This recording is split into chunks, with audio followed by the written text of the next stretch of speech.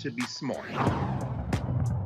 Roland Martin's doing this every day. Oh, no punches! Thank you, Roland Martin, for always giving voice to the issues. Look for Roland Martin in the whirlwind, to quote Marcus Garvey again. The video looks phenomenal, so I'm really excited to see it on my big screen. Support this man, Black Media. He makes sure that our stories are told. See, this difference between Black Star Network and Black-owned media and something like CNN. I got to defer to the brilliance of Dr. Carr and to the brilliance of the Black Star Network. I am rolling with Roland all the way. Honored to be on a show that you own. A black man owns the show. Folks, Black Star Network is here. I'm real revolutionary right now.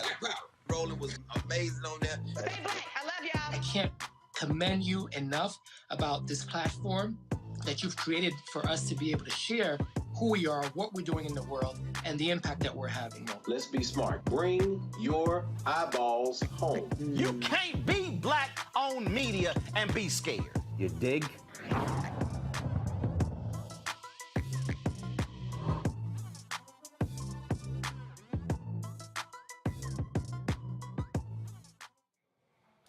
It's Monday, February 21st, 2022. I'm Ray Baker, sitting in again for Roland Martin, who is on his way back from Liberia. Here's what's coming up on Roland Martin Unfiltered, streaming live on the Black Star Network. A black man in Maryland is left paralyzed after encountering Prince George's County Police Department. His lawyer is here to tell us about the case. A black Florida teen is wrongly arrested for making threats to her school. A bully created a fake profile, and it took investigators almost 2 weeks to find out the girl they had in custody was being framed.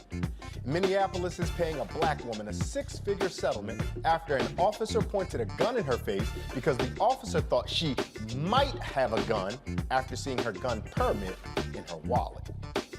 And the fate of 3 white men who killed Ahmaud Arbery is in the hands of a federal jury in their hate crime trial. We'll have more. We could know who President Joe Biden is nominating for the Supreme Court this week. We'll discuss how some GOP members say Biden's promise to select a black woman is racial discrimination. And an organization is trying to make it easy for ex-convicts to re-enter society. We'll talk about the Returning Citizens Stimulus Program. In our Fit, Live, Win segment, we'll learn about a coalition trying to eradicate breast cancer in the black community. Plus, Brian Flores, you remember him? Well, he has a new job. It's time to bring the funk right here on Roland Martin Unfiltered, streaming live on the Black Star Network. Let's go. He's got it. Whatever the miss, he's on it. Whatever it is, he's got the scoop, the fact, the find. And when it breaks, he's right on time and it's rolling. Best believe he's knowing. Putting it down from sports to news to politics. With entertainment just for kicks, he's rolling. It's on Go, roll, y'all. It's Roland Martin, yeah. Rolling with Roland now. He's funk, he's fresh, he's real, the best, you know he's Roland Martin.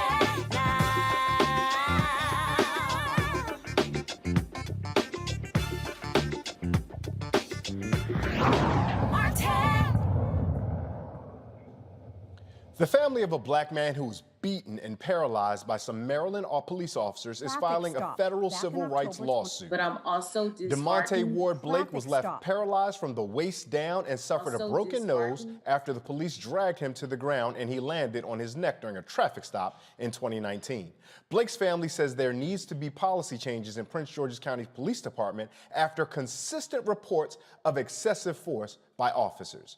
Renee Ward, DeMonte's mother, believes officers need to be held accountable for their actions. Had his knee, that police had his knee in my son's neck. My son was already paralyzed, swinging like a rag doll. And they walked around trying to cover up their names and badges and stuff. But like she said, they always want to say the bad things. Oh, they smell like weed. Or they did this and that. That's not an issue. People are still human at the end of the day. Amen. Say that. Y'all don't say the good things that these people is out here doing, but you don't say the bad things that the people that did these things that these people was out here doing either. You know, and that's what really pisses me off about a lot of these cases. Oh, they was on the corner doing this. It don't matter. They're human. If they went out there shooting up, bang, bang, robbing people, stealing and killing, so what if they did what they did? But they still was not bothering nobody at the time when the people that destroyed these people's lives and these family lives did this. One of the officers involved, Bryant Strong, was charged with second-degree assault, misconduct in office, and reckless endangerment from the incident. Malcolm P. Ruff, the Blake family attorney, now joins me from Baltimore. Malcolm Ruff, thank you so much for joining us here again on Roland Martin Unfiltered. Thank you, Brother Ray. Again, it's a great honor to be back with you guys. I appreciate you all allowing us to highlight this very important case. I do have to say the photograph that I just saw, I know for certain is not Officer Strong. He is a white officer of the Prince George's County Police Department. Well, that's one of the things I wanted to get into our conversation with. And some viewers who are consistent watchers of the show may remember you from last week for your federal lawsuit against Prince George's County Police Department and the work you're doing there. And we talked a little bit about black officers, white officers, but you all are making the case that although this particular officer is a white officer, this is an institutional and systemic failure of Prince George's County. Is that a correct understanding? Yes. Our lawsuit that we filed today is a comprehensive indictment of the Prince George's County Police Department and their condonation, they're allowing, almost facilitating, and in some instances, you could even argue that they encourage this type of brutality throughout their police department. There are dozens of instances of police brutality that are listed in this massive lawsuit, 40 pages just of hatred, racist acts, unconstitutional acts, and very much sincere violations of constitutional rights of citizens of Prince George's County. This lawsuit is going to hold this municipality accountable for what happened to DeMonte, because that condemnation, they're facilitating excessive force throughout the department in a widespread manner, is what led to DeMonte's demise. It's what led to him being maimed. It's what led to his spinal cord being flattened and him being declared a permanent, nearly complete quadriplegic for the rest of his life. He lived for 653 more days in what we would describe as living hell. And that's why justice needs to be brought in Prince George's County to his family and to the community. One of the things I'm curious about, Mr. Ruff, is this idea of lawsuit against the Prince George's County Police Department and the municipality of Prince George's County. But I'm also looking at your lawsuit and seeing that you're naming Bryant Strong individually. Do you think the individual component will be a more useful deterrent for law enforcement officers who violate? Because I presume otherwise it's just the municipality or the department on the hook, and that individual officer, if they're not facing any criminal charges, don't hold any liability. Well, legally, we have to be able to prove that this officer used excessive force in order to pierce the veil that municipalities have in federal court and their immunities that they have. One immunity that they do not have is if they have a pattern and practice of unconstitutional behavior throughout their department that they are not addressing. And so in order for us to pierce that veil towards direct liability of Prince George's County, it's going to be necessary for us to prove that this officer committed an act of excessive force, meaning an unreasonable use of force under the Fourth Amendment. And so it is absolutely necessary for us to sue this officer directly. I do believe it does have deterrent effect, because the allegations in this complaint are damning. We allege that this officer intentionally slammed DeMonte on his face so hard that he broke his C4 neck bone in half. Those are the types of words that I would never want to be on the record of my life. And certainly there will be a warning to anybody who's potentially thinking about hiring this gentleman, who's been charged with criminal charges for what happens to DeMonte. This absolutely is necessary to hold both the municipality and the officer accountable for what they've done to this family. Mr. Ruff, I'm anticipating what a defense attorney in this case would say, or what they may even try to argue. And it seems as though the outcome would be heartbreaking for everybody when you begin to talk about spinal damage and whatnot. But to prove intent or maliciousness, to prove a violation of one's civil rights, that seems to be at least a step too far. And I can anticipate how defense attorneys may come and say that was never the intention, despite that being the outcome. And that often tends to be one of the places where we who see things on video and it looks so obvious to us find that our understanding differs from the justice system. How do you all anticipate being able to overcome that? Well, we really are talking about two different courts, right? We're talking about the criminal case and the civil case. In the criminal case, the state's attorney's office in Prince George's County is going to be faced with the hurdle of proving that this officer did intentionally injure DeMonte. However, the devastating nature of his injuries are overwhelming, and there is no accident about the nature of his injuries. And I think that the state's attorney's office will be able to prevail based on expert testimony, based on the eyewitness testimony that will come out in this case. And then when we go over to the civil case, we're talking about a different standard. We're talking about an objective standard that is not viewed in 20/20 hindsight, but how would an objectively reasonable officer handle this situation based on the totality of the circumstances? So if we look at the facts of what happened to DeMonte, he was handcuffed behind his back and being searched up against a squad car when he was slammed to the ground. There was nothing about those circumstances that made DeMonte an immediate threat to anyone. So the use of force, taking him to the ground in the manner that he was taken, while he had no ability to protect himself or to catch his fall or to stop himself from having a catastrophic injury and being made an invalid for the rest of his life, there's nothing reasonable about that. And I believe a jury will absolutely be able to see through any potential defense that the county may try to assert or the officer may try to assert. This was unreasonable, point blank, period. And it's every black mother's worst nightmare. Now, Mr. Ruff, you hit a word that all of our listeners here have wrestled with so often, which is objectionably reasonable. Because the things that feel objectionably reasonable to us, often, as we find both in criminal or in civil court of laws, aren't always objectionably reasonable. So what type of framework, and forgive me if I'm asking for your game plan as an attorney, but what type of framework would you approach to make something that seems demonstrably and objectively reasonable, perhaps to myself and the panel that'll join us in a second, make it seem so reasonable to judges and or juries? Well, that type of evidence really will be left up to very, very qualified experts in police use of force, police conduct, and police administration. There is an expert, Michael Graham, who has weighed in on Prince George's County and the way they operate, their administrative policies, and how they are not followed. And that's how the group of officers who came on your show, I believe 2 years ago from Prince George's County, were able to prevail upon the county in their case. In this type of case, we would use a use of force expert to show what training these officers would have received and what their training would have dictated in this type of situation.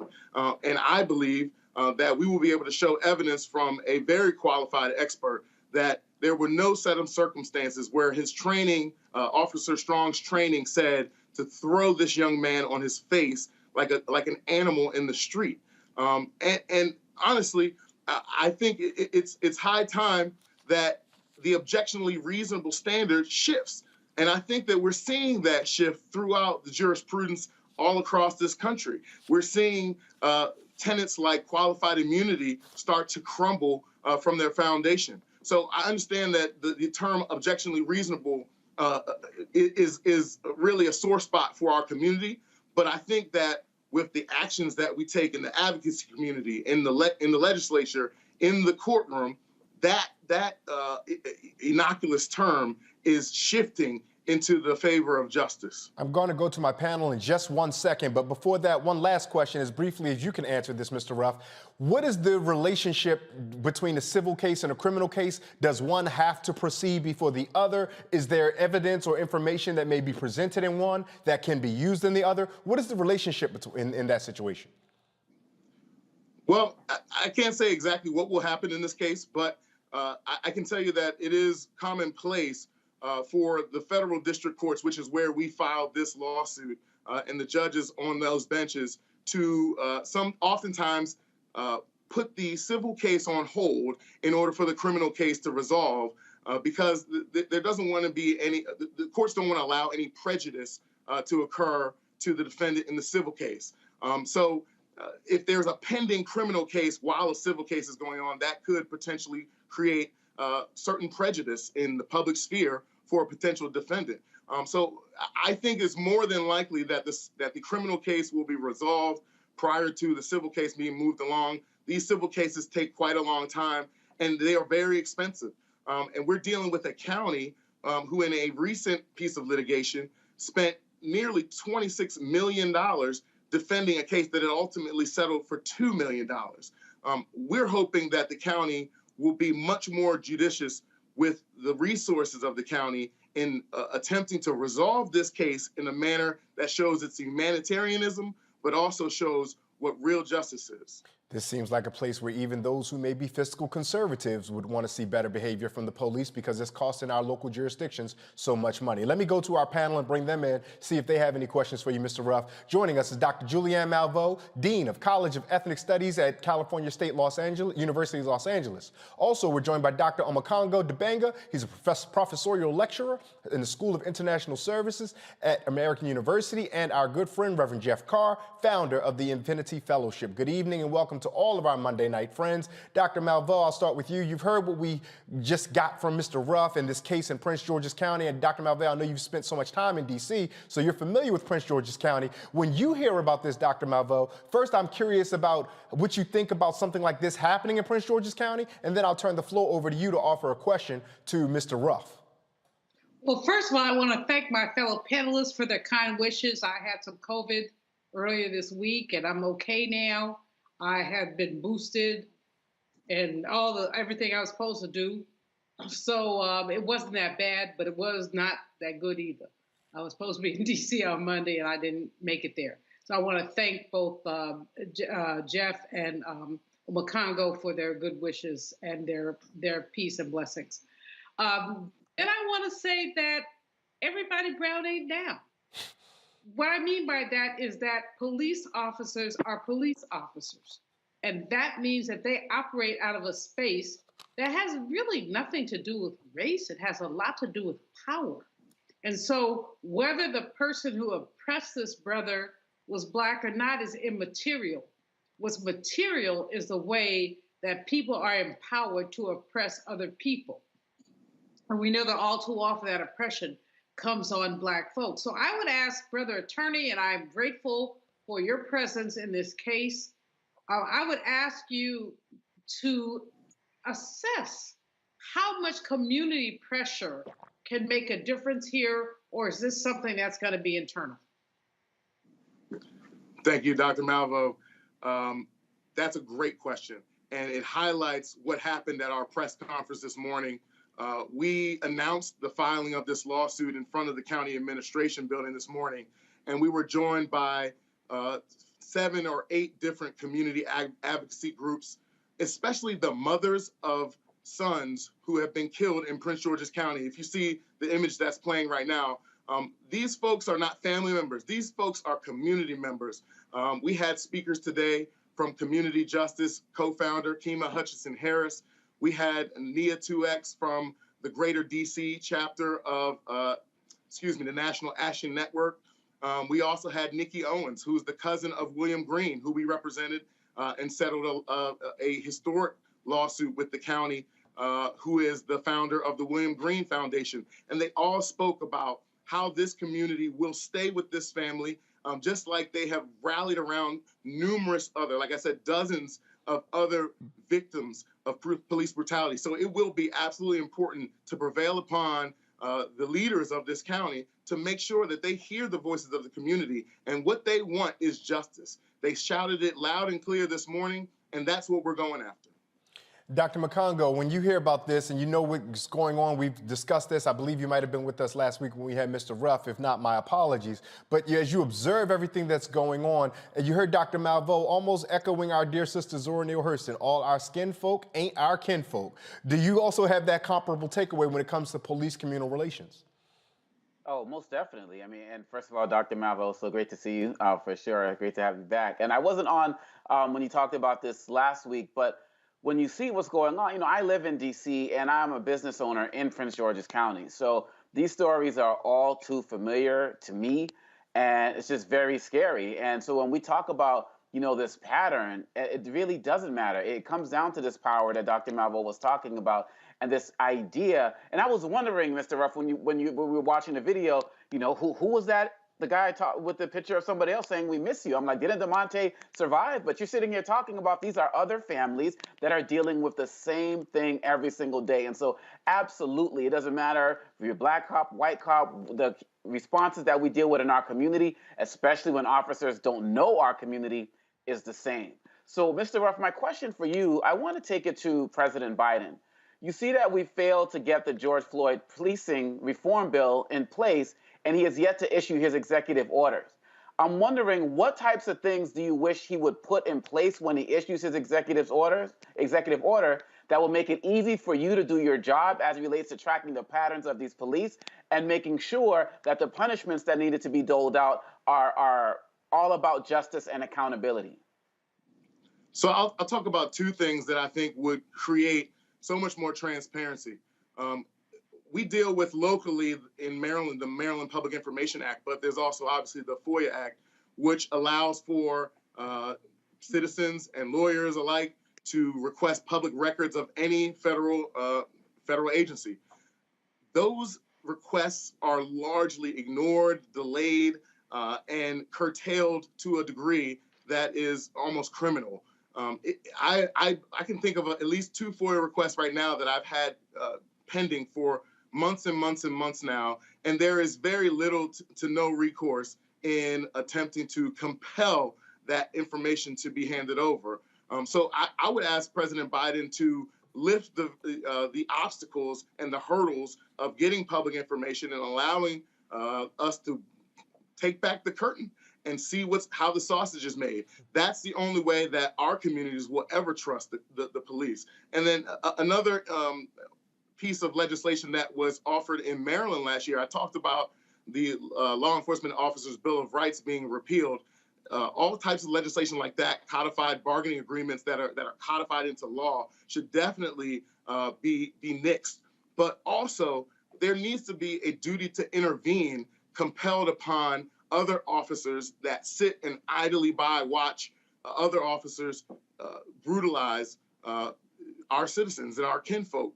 So I think those are the two pieces that President Biden could think about that would create that much more transparency and that much more safety for people as they're dealing with law enforcement. It's fascinating you say that, Mr. Ruff, about the duty to intervene, because we're going to talk a little bit later in the show about Ahmaud Arbery and his killers. And we found that throughout the United States, there have been a number of Americans, particularly white people, and particularly when they observe black people, who often find themselves and find the motivation to intervene in those instances. But to your point, Mr. Ruff, our law enforcement officers who may see something that goes beyond the pale, they are reticent to intervene. Reverend Carr, I want to bring you in on this conversation. And I'm curious, Reverend Carr, about the local organizing work that you have done. Because one of the things that Dr. Dibanga asked about was federally, what could we do? And I thought that was valuable to the conversation, but I'm interested in also looking at what we do locally. And so what are the ways, first, obviously I'm asking you this, and then once you've answered, please feel free to offer Mr. Ruff your question,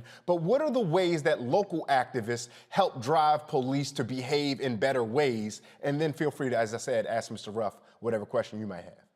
Sure. First, thanks to everybody. It's good to see everybody here. Good to see you, Ray and Dr. Omekongo. And of course, Dr. Julianne, we're never the same without you, but it's great to see you here. You're lighting up the screen as usual, and we're glad that Radiant Health has visited you and it's manifest. Brother Ruff, it's great to hear that you are on the case here. If I have to deal with a battle between Officer Strong and Attorney Ruff, I'm going Ruff, because I do speak that you're going to have a victory in this. When we talk about what's on the ground, yes, sir, we're speaking it in advance. We speak things into existence, and then we back it up with action, right? So when we think about locally here in Nashville, 2018, 2019, there was a movement to have community oversight. There was a group that was formed, a coalition called Community Oversight Now. A few weeks ago, Joy Kimbrough, who was involved in that, attorney Joy Kimbrough, and tons of activists, many groups, partnered to put a referendum on the ballot here locally so that we could have a community oversight committee that would be charged with basically policing the police in an independent way. It overwhelmingly passed and was put in place a few years ago. Now, that said, that was the short-term victory. Little did we know that there were going to be obstacles presented, that the police were not going to cooperate with the committee, that they were not going to give the committee subpoena power, that they put the force of Metro government at the table to say, how can we do everything we can to preserve the culture of law enforcement? It's important that we understand that, as Brother Ray's shirt is telling us, culture is not for sale. We understand, though, that when we're talking about law enforcement, we're not talking about skin color anymore. We're talking about a system. And a system built around a culture is very, very real, and it's very, very powerful. The root word of culture is cult. There is a cult of blue. There is a cult of the nomenclature. There's a cult of actions. One of the things that Brother Ruff said that was important was, how would an objective and reasonable officer had handled this? We are existing in a culture where, as it pertains to Black people, we are not seeing objective and reasonable handling of Black people, period, in the system. So when we say that we've got to organize, we've got to keep the noise going, we also have to put laws in place, but we also have to make sure that we can recoup things. We can recoup some kind of restitution when these laws are violated. And so I congratulate you for the work that you're doing there and for what we're hearing, even the energy out of Sister Renee. Renee vibrates with my wife. My wife is very social justice oriented, and when something goes wrong, with her kids, she says, "Listen, I'm not going to hold it. I'm not going to be cool. I'm not going to pretend that I'm in a forgiving space. I'm going to tell it like it is." We're seeing this energy coming. Prince George's County, unique situation to talk about this culture. 59% Black, 21.2% Hispanic or Latino, about 11% white, and yet still operating, backing up the culture of law enforcement, which is against our best interests. Let me ask a simple question for people who hear the $75 million and they say, wow, where does this come from? How are settlements like this paid out? How are judgments like this paid out? Is it a rainy day fund? Is it municipal insurance? What becomes the space that provides this coming restitution in cases like this? Well, I won't speak for Prince George's County. I will say that each municipality decides how they want to deal with their risk and their liability as it comes to dealing with law enforcement. So certainly some municipalities may self-insure themselves through pools of insurance. Some municipalities may use taxpayer dollars to pay for these types of settlements. I can't tell you what Prince George's County would do in trying to determine how they will address this, but I will say this. There needs to be justice for DeMonte Ward Blake, because what happened to him should never have happened to anyone.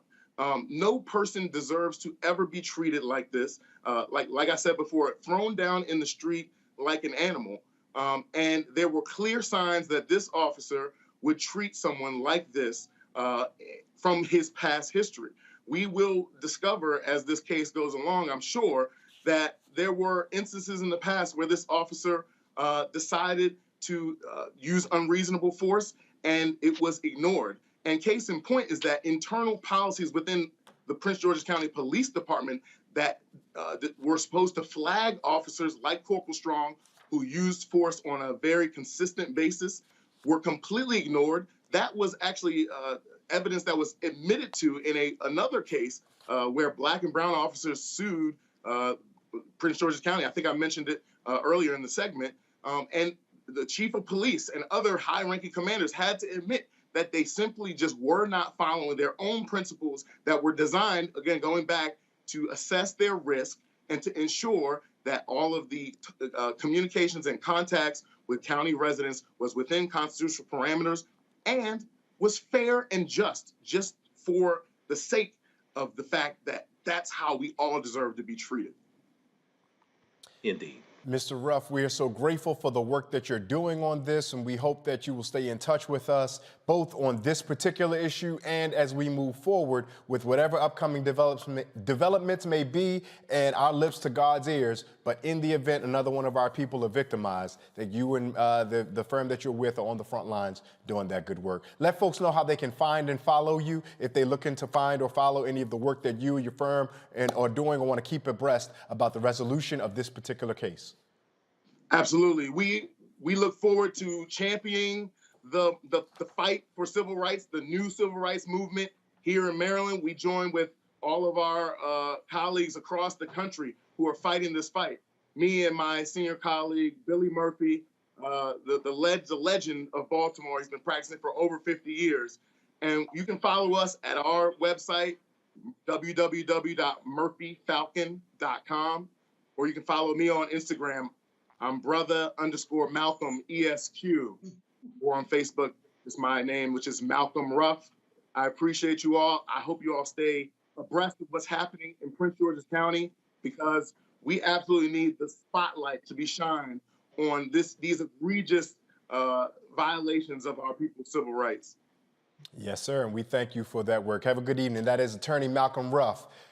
Now, we're going to talk about another story that's going to keep some of our interest, and we're curious about what's going on here, so let me tell you about that. The family of a Black Florida teen who was bullied for months, falsely accused of threatening her school, and wrongly detained for 11 days in a juvenile detention center is filing a lawsuit against the charter school and a social media company.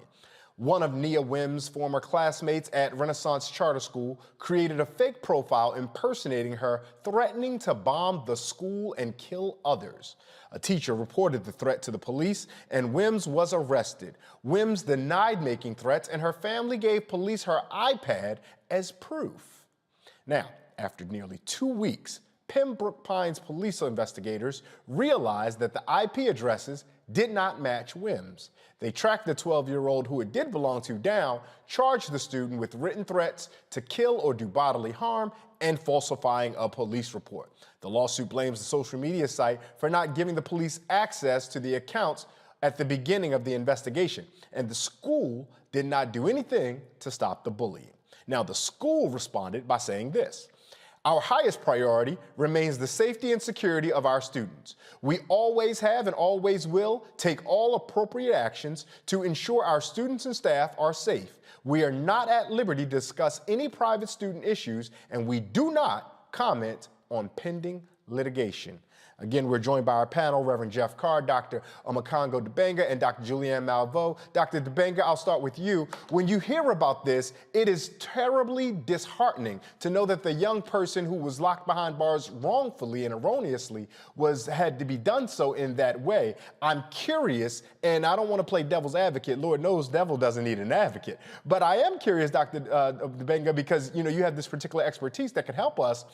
Did the investigators and authorities and the school, did they initially respond correctly, save perhaps for not looking at the young girl's iPad?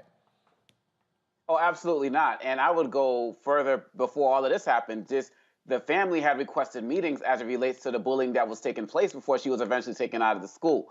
So from the beginning, there were failures because these schools have a tendency to not listen to our children who are speaking up on these issues. So they were failures at every step of the line. Now, once we get to the point where we got this fake social media posts and so on and so forth, it doesn't take 2 weeks to figure this stuff out if you care enough about addressing the concerns and the needs of our kids.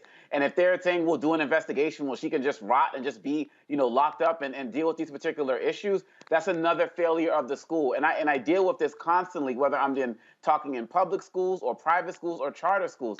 The ability to not listen to parents, especially Black parents, when they're bringing up real issues is real, and it happens too often. And it's not until something extreme happens like this, then people start paying attention. So the school can make its announcement that our first priority is the safety of the school, but what about the safety of this child? The family offered to be able to give up the iPad to be able to do this investigation. It doesn't take 2 weeks, regardless of what the social media company does. You have a tech department in your school. You have police resources as well that you could have used to figure this out. They just did not care. And though this sounds like an extreme example, we have minor examples of this happening every single day where our children are not listened to. And also coming out of COVID, our kids are dealing with more mental illness and stress as they're coming back into schools. I'll be in a school tomorrow, for example, and the girls are dealing with issues getting back into school more than the boys are because there's issues of like physical appearance and how you look after being quarantined for so long, and the mental stress is real. And so what's going to happen with this child having to deal with this experience that didn't have to last 2 weeks? They failed her in the beginning. They failed her throughout the beginning of this process, and they're failing her now. And the family deserves better than this. Reverend Carr, when you hear Dr. Dibanga talk so passionately about how the young girl was failed, were there any spaces where we could have intervened to prevent this from happening in the way it did? Oh, sure. But again, it goes back to your shirt, and it goes back to the conversation that we had in the last segment. It's about the culture that you create, and it's about the culture that you create in a school.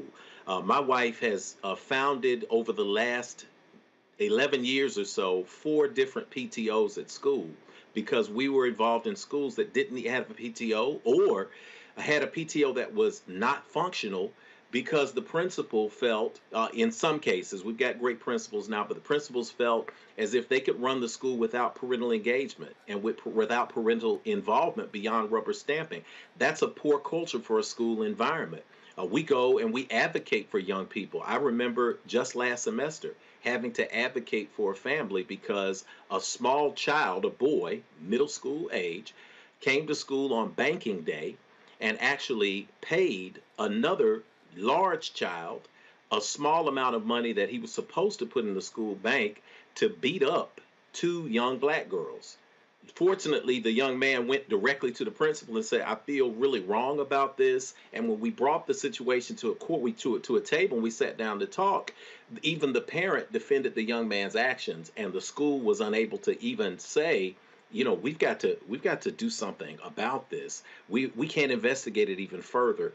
We have to create cultures in schools where kids are believed, where they are protected from bullying. The pressure now is a whole lot different than it was when I was growing up. I grew up in a culture where if you had a bully, you were sent back to school and you were sent to fight the bully and there was no problems. But I also didn't grow up with Instagram. I didn't grow up with Facebook and Twitter. I didn't grow up with TikTok. When you watch your children deal with the pressures that they're dealing with on these social media platforms, you recognize we are living in a new era. I think about one night that I spent when I was 17 years old in a juvenile cell for doing something absolutely dumb, as 17-year-olds tend to do. And I remember lying on that metal bed and saying, never again. I'm going to change my life because of the hell that I am seeing around me. It was terrifying. And that was one night for a man who was a boy who was on the cusp of manhood. I cannot imagine what that little baby went through. And I'm going to say little baby, and y'all forgive me a second, man, because I got a daughter that'll be 13 this year. And my youngest daughter is 10. My oldest is 27. So when you think about a culture that will not protect, especially our little girls, then guess what? We've got to step up in these spaces and make sure that they're protected from a parental space, from a school space. The school is liable for this. As Dr. Omekongo said, listen, you could have gotten the iPad immediately. You could have gotten to the bottom of this in 24 hours. You could have called a tech specialist with the school system. They could have helped intervene with the police. And this is not rocket science. To let a little girl sit in a juvenile cell for 11 days, it's unbelievable. It's immoral. And absolutely, whoever had any involvement in this, from the school administration to the local municipality to the police department, everyone should pay for this, and they should pay for it not only financially, but by creating a new culture in these school systems where our babies are protected.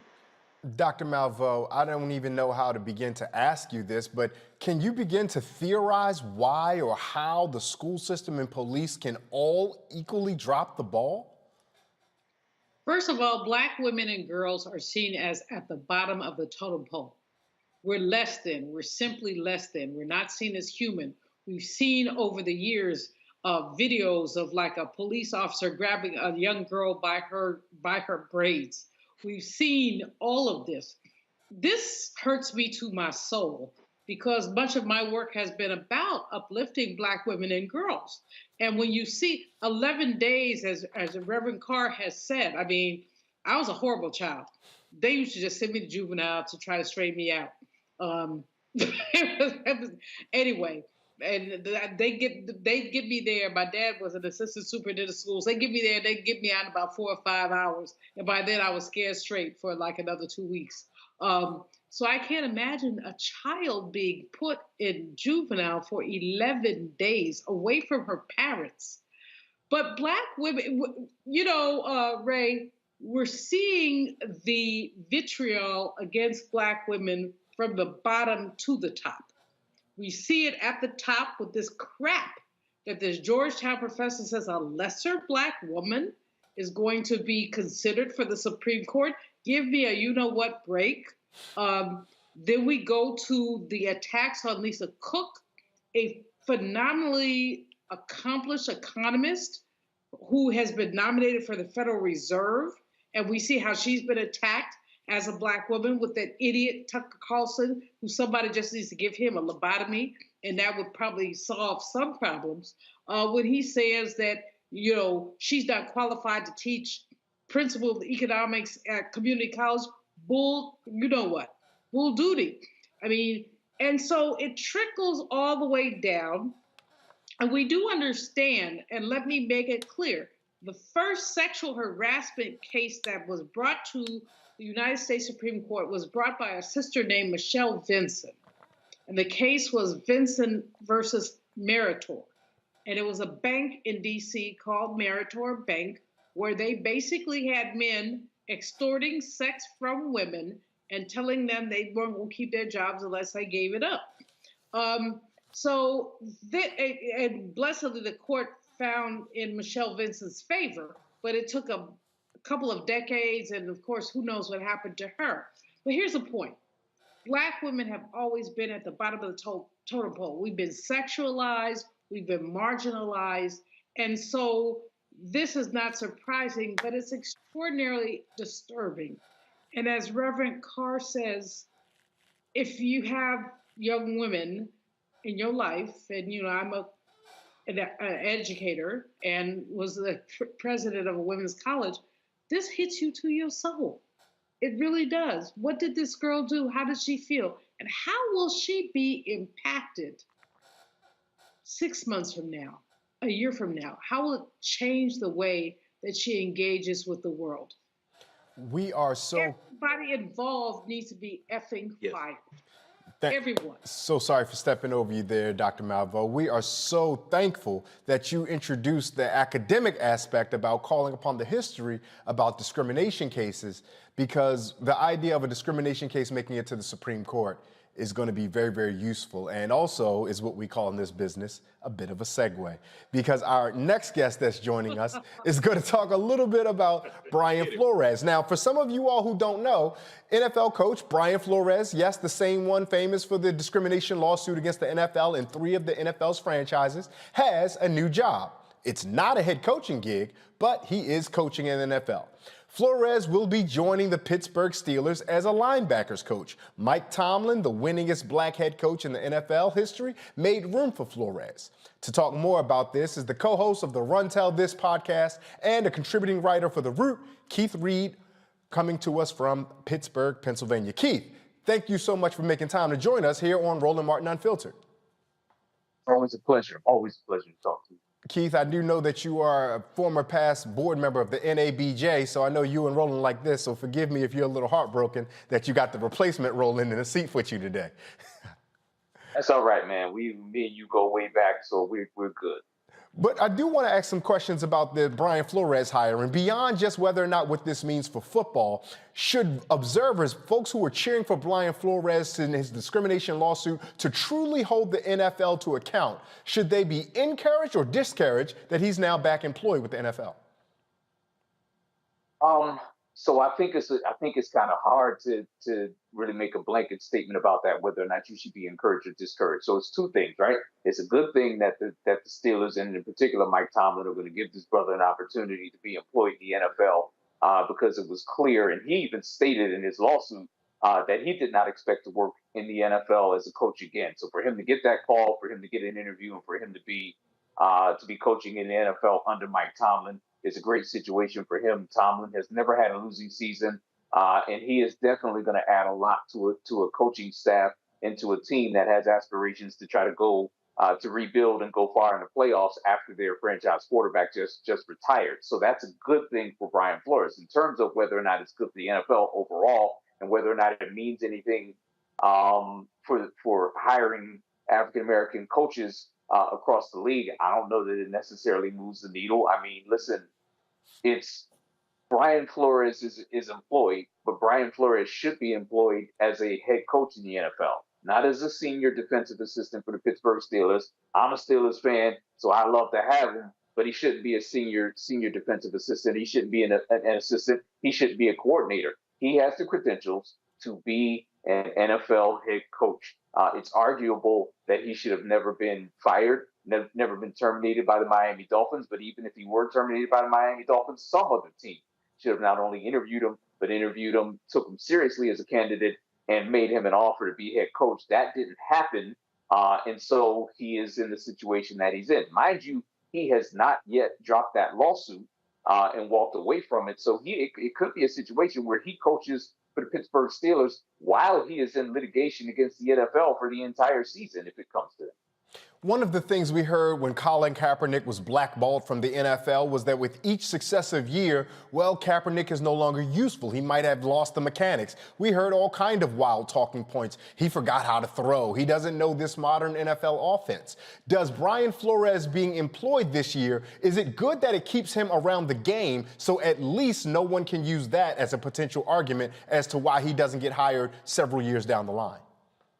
I'll put a lot of stock into that. Brian Flores wasn't going to forget how to coach, and Colin Kaepernick wasn't going to forget about how to throw a football, right? Like, you and I could not touch a microphone for the next 6 months, the next year, the next 2 years. That doesn't mean that we're going to forget how to talk in front of a camera. I could put down the pen and not write, but it's my God-given gift to write. I've been doing it professionally for 25 years, and I've been doing it my entire life just because it's a passion of mine. So to say that Colin Kaepernick forgot how to throw a football, oh, he's been out of the game, that's not a thing that you lose. You go and see some of these retired guys. I mean, every once in a while you get a video of Brett Favre throwing the ball. Every once in a while you get a video of one of the Mannings who are retired now throwing the football. In a few years, we'll get a picture of Tom Brady throwing the football. They ain't forgot how to throw. They might not necessarily be able to do it at their advanced age in their upper 40s like they used to be able to do, but they're not forgetting how to throw a football. Colin Kaepernick didn't forget how to throw a football. Brian Flores isn't going to forget how to coach. So I don't put a lot of stock in that argument at all. If he were to take a year off from being a head coach and then get hired somewhere else as a head coach, I imagine he's going to stay up on what's happening in the game. He's going to stay up on the latest defensive schemes because he's a defensive-minded coach, and he's going to know enough to be able to walk in the door somewhere and coach. And that's whether or not he's linebackers coach this year for the Steelers, or whether he didn't coach this season at all. That's not an argument that gets made. That's not an argument that gets made when we talk about a John Gruden, who was away from coaching for a decade before the Oakland Raiders, now the Vegas Raiders, brought him back to coach, and we see how that ended, right? So don't give me the nonsense that if he was away from the game for a while, it might have passed him by. They don't say that to white folks when they come back to coach in the NFL after they take some time off. Bill Cowher's been retired for more than a decade, and every once in a while you still hear somebody talking about, oh, well, maybe old Bill will come back and coach. Maybe he'll get an opportunity, even when the man has said that he doesn't want to do it anymore. So don't run that with Brian Flores, and don't run it with Colin Kaepernick.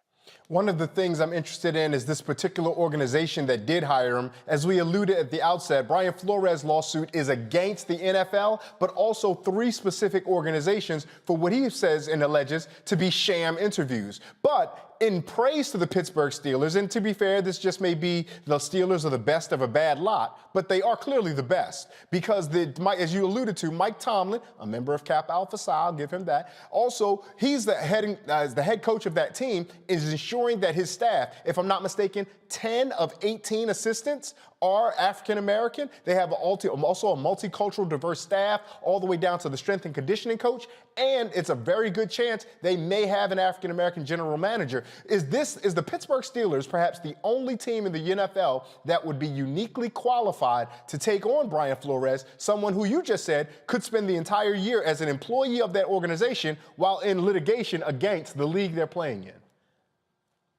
Oh, are they the only team that's uniquely qualified to do it? No, any one of these teams could have shown the moxie. Any one of these teams could have had the balls and just go ahead and say it to bring him on. And I don't think it really takes all that much balls to hire somebody who's qualified to do a job when you need somebody to do that job. But no other team did it except for the Pittsburgh Steelers. And I felt it important to point that out in what I wrote for the Root, that a lot of folks were writing about Brian Flores in the context of his lawsuit, but not really taking a look at what was happening with the Pittsburgh Steelers. So a little bit of context.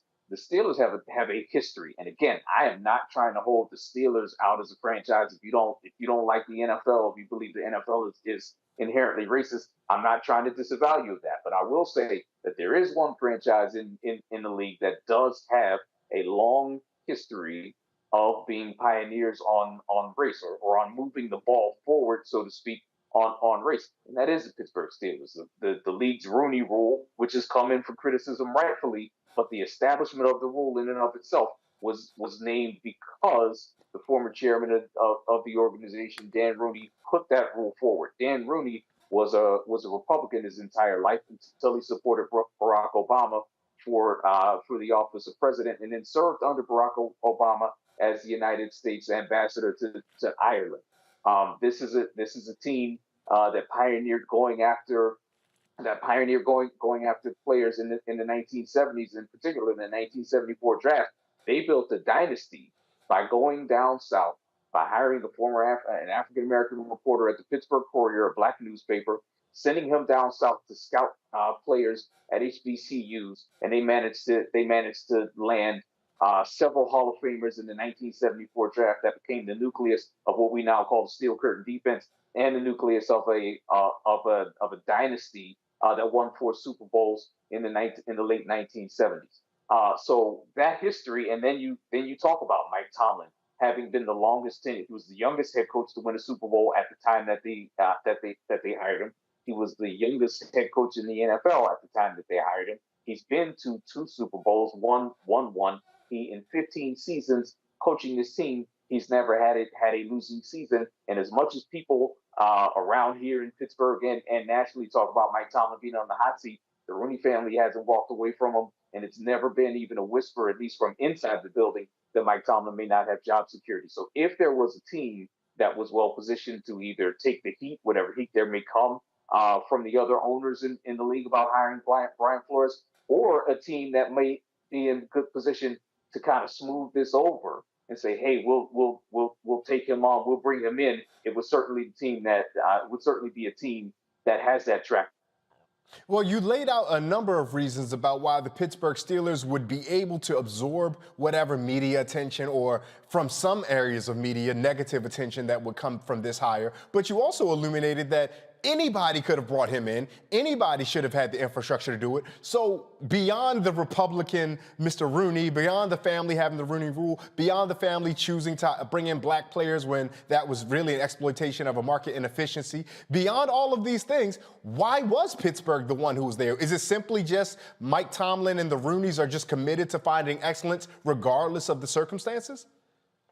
So we had a local writer in our market at the Post Gazette, I think it was Paul Zeiss, a few days ago, who wrote about this, and he said that at present, with the exception of Art Rooney III, that Mike Tomlin is currently the most powerful person in the Steelers organization.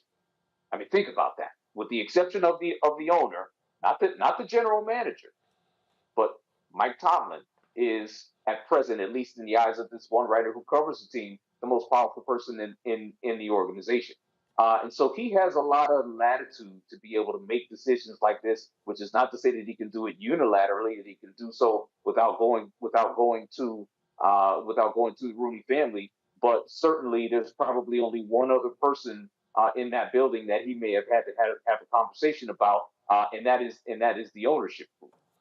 And so when you have a situation like that, another one of the things that I wrote about in my piece to the root on this is that when you empower black executives, and this is taking a step back from football, right? We can have that conversation in our line of work in media. We can have that conversation about big law firms. We can have that conversation about big consulting firms, big accounting firms, whatever endeavor you're in, whatever industry you're in. When you empower black executives, when you empower women executives, when you give people who are qualified to the opportunity to build a track record and to be successful, those people tend to bring other people along with them and give them a shot to either have their first go round as a defensive assistant or a defensive coordinator, or as a partner in a law firm, or as the editor in chief of a paper, or whatever the case may be. or give them the opportunity that they may have been looking for. Maybe it didn't work out in one place, as is the situation with Brian Flores. It didn't work out in Miami, but certainly he's been given now the opportunity to have a second shot. And that's because Mike Tomlin is the head coach of this football team, and Mike Tomlin is empowered to give him that opportunity with very few reservations and very few checks and balances on that power outside of the ownerships. I am a native of Baltimore. I've never played for the Baltimore Ravens, but I've cheered for them several times. And I am a member of Phi Beta Sigma. Ain't nothing about me that's excited about cheering for a Kappa that coaches the Pittsburgh Steelers. But when you get principled injustice in this kind of way, at least 2 times a year I'm going to root against them, but every other time I might be okay with it. Keith, if folks want to find and follow you and follow your work, how can they get a hold of you? How can they follow you? How can they find what you're doing? I see my work every day at theroot.com. I've been writing for them for the last couple of months. I'm a contributing writer over there, and I contribute. I do some commentary as well as some news writing for the Root. You can catch me on programs like this, and I show up on many of the networks, the cable networks. You can also follow me on social media at K_.RE. So at K_DOT_RE. Yes, sir. He is Keith Reed. He's the co-host of the Run Tell This podcast and a contributing writer for The Root. He has been our guest right here on Roland Martin Unfiltered. Keith, thank you so much for your time this evening. Appreciate it. Talk to you, brother. We've got so much more coming up for you on the other side of this break. You stay tuned. You're watching Roland Martin Unfiltered, streaming live on the Black Star Network. We'll be right back.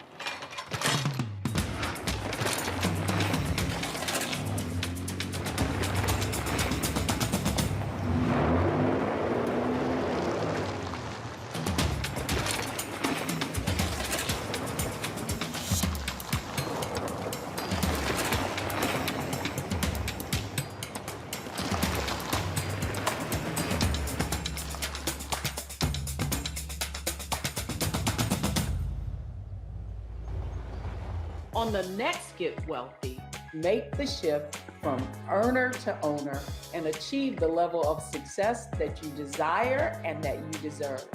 You have to know your worth. You can't settle for what someone is going to give you.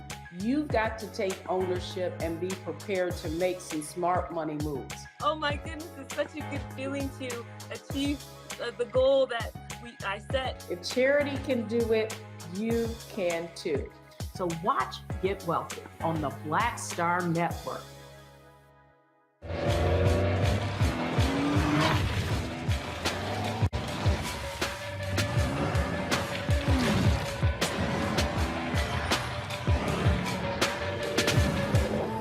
Pull up a chair, take your seat.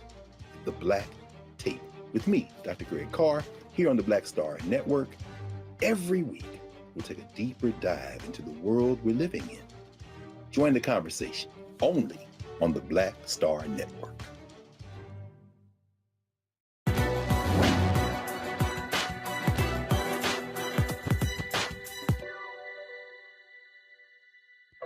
I'm a fighter. Nobody has ever bought me or bossed me. Congresswoman Shirley Chisholm.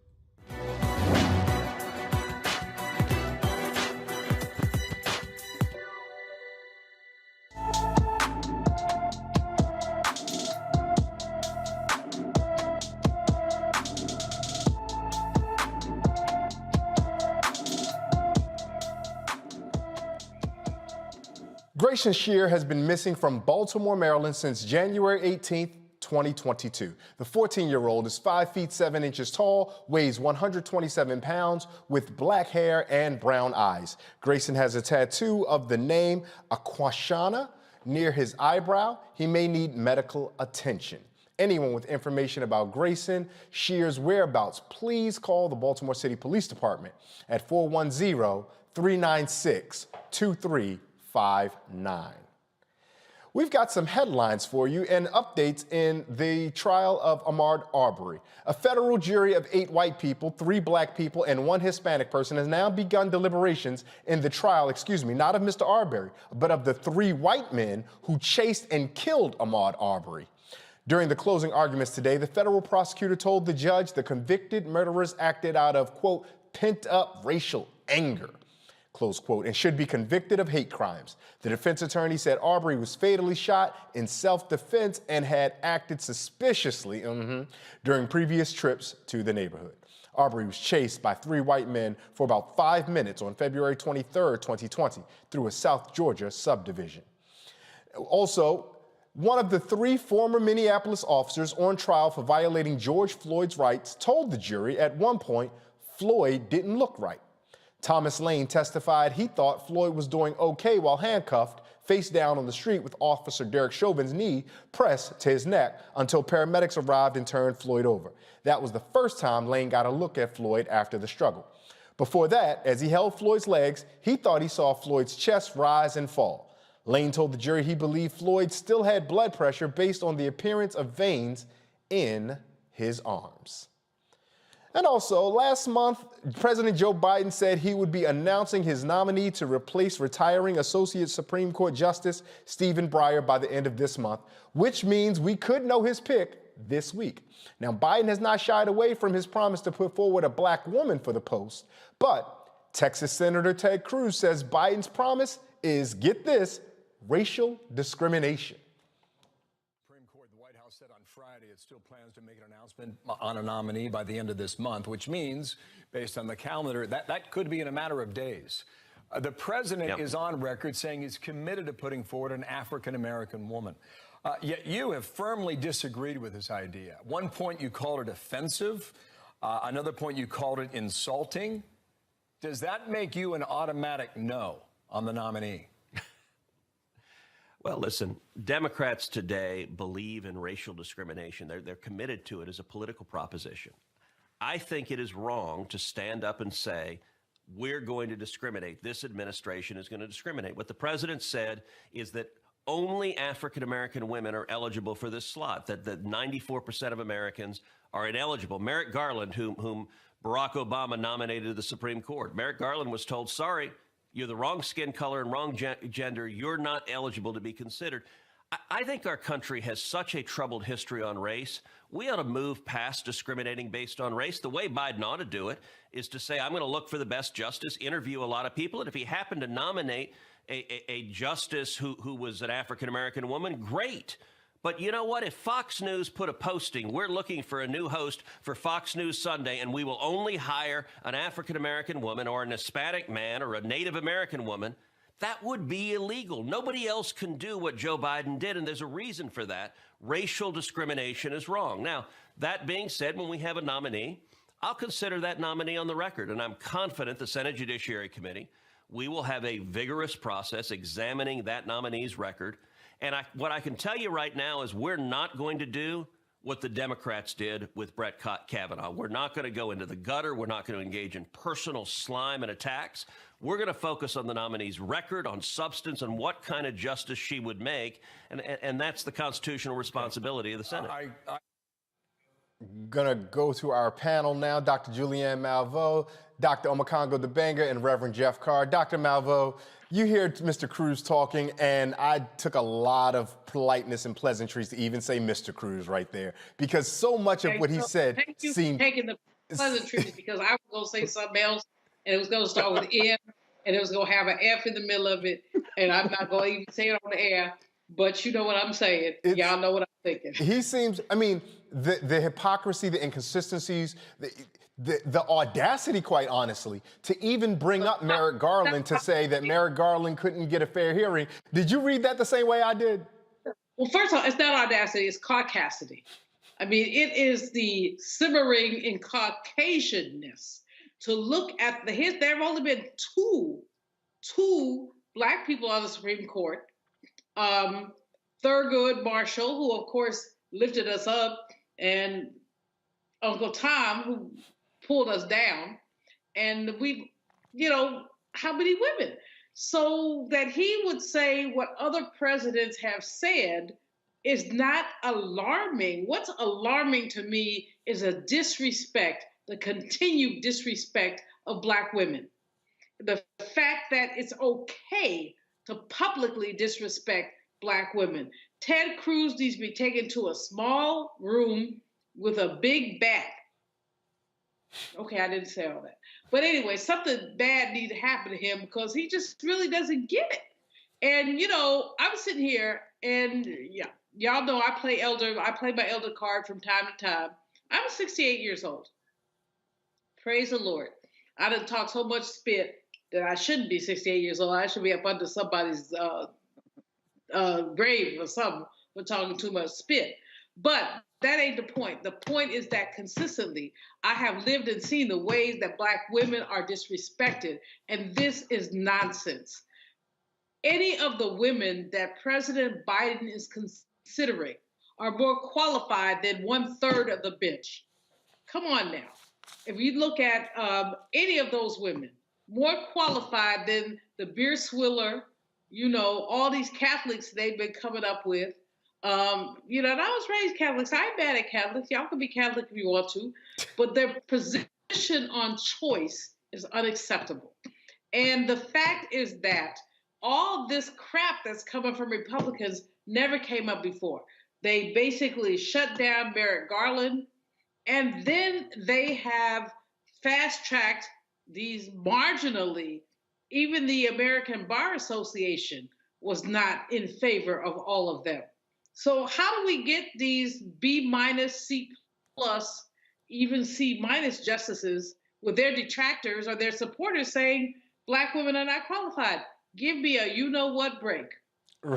Reverend Carr, we hear the Black women aren't qualified, and yet President Biden hasn't even put forth the Black woman that he wants to nominate. Now, we've heard several names on short lists and things of the sort, fair enough, but even the idea of qualifications is a little bit of misnomer. In the United States, we pretend as though there's only one person who's qualified for this one job, whether we're talking about head coaches in the NFL like we were just now, or a Supreme Court justice. And so when you hear not necessarily the Republicans and the silliness of that, but when you hear this animosity, this antagonism that Dr. Malveaux just talked about how Black women are being treated in our country, how do you suggest we brothers stand up to support those Black women publicly and in our intimate conversations so those women know that when they go out into the world and they face the harm that they're going to face, that they know they have allies and solidarity right here at home with us? Yes, indeed. I think we need to begin to see ourselves in Black women. I mean, one of the things we all have in common is we emerged, many of us, out of the womb of a Black woman.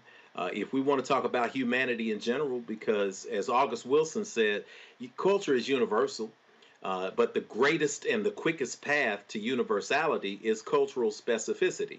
So in other words, by me telling my story and being authentic and connecting, then everybody gets to find themselves. And if we use that, we take that and overlay it on human culture, we all historically emerged from some Black woman's womb in Africa. So we're all just various shades of some kind of African going back millennia and millennia.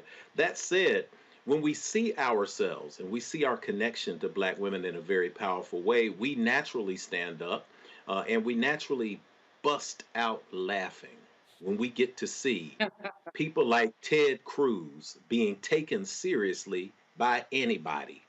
My mother had a term. It was a word that she used to use when we were coming up. And she used to see foolishness. And it's a word, it's one word. We thought it was one word, but it was ain't nobody studying. And this word, ain't nobody studying, was a very powerful word. And I want to invoke it now and say, ain't nobody studying Ted Cruz. Ain't nobody studying Fox News. Ain't nobody studying people who get up and commit the most egregious acts of racial discrimination and then attempt to convince somebody with a straight face that somehow nominating somebody, right, exactly, nominating someone, and it's beautiful. It's beautiful because if you study comedy is most funny when you have someone who is being silly and someone who is able to play straight. And if you had seen any show that was brilliant, whether it was In Living Color, whether it was the Carol Burnett Show, whether it's Saturday Night Live in its best years, you always found people who were able to keep and hold the straight face when they were saying something really comedic. I think Ted Cruz is really studying to be a comedian because he can sit there on Fox News and say something so egregiously upside down and insane and say it with a straight face. I think this man has a future in comedy. I wish, I speak that Fox News would say, I'm going to hire a bunch of black people. I wish that Fox News would say, I'm going to get some conscious people on here who are going to align themselves with history and not just make up things and say them over and over again and hope that by saying them over and over again, people are going to actually believe me. No, it doesn't work that way. And the reality is, as Dr. Malvo said, throw a rock, because when we don't hear this when you talk about Clarence Thomas. So we're glad we got diversity on the court. We've got Clarence Thomas. We've got a black male. You see, when we're serving their interests, then we don't hear this. But if there's an outside chance that we will have someone in place that will manifest the things that we expect, freedom, justice, equality, equity, and making sure that the Constitution is followed, then all of a sudden we get sidelined by this red herring of so-called black racism, and we're not paying attention to it. Ain't nobody studying you, Ted Cruz, because you could throw a rock. I wouldn't say throw a rock. You could throw some flowers or something gentle or some tissue, a box of tissue on any court space in the United States of America, and you could hit 5 black women in the courtroom, and all 5 of them will have qualifications exceeding yours. You will have 5 of them whose qualifications are unparalleled. You can pick 2 or 3 of the people whose names have come up. Ketanji Brown Jackson, Leandra Kruger, J. Michelle Childs. Each one of them has credentials that are longer, that are stronger than every nominee that's currently on the court. So we don't play games with you anymore, Ted. I just look at you and I say, man, I turn to the comedy show.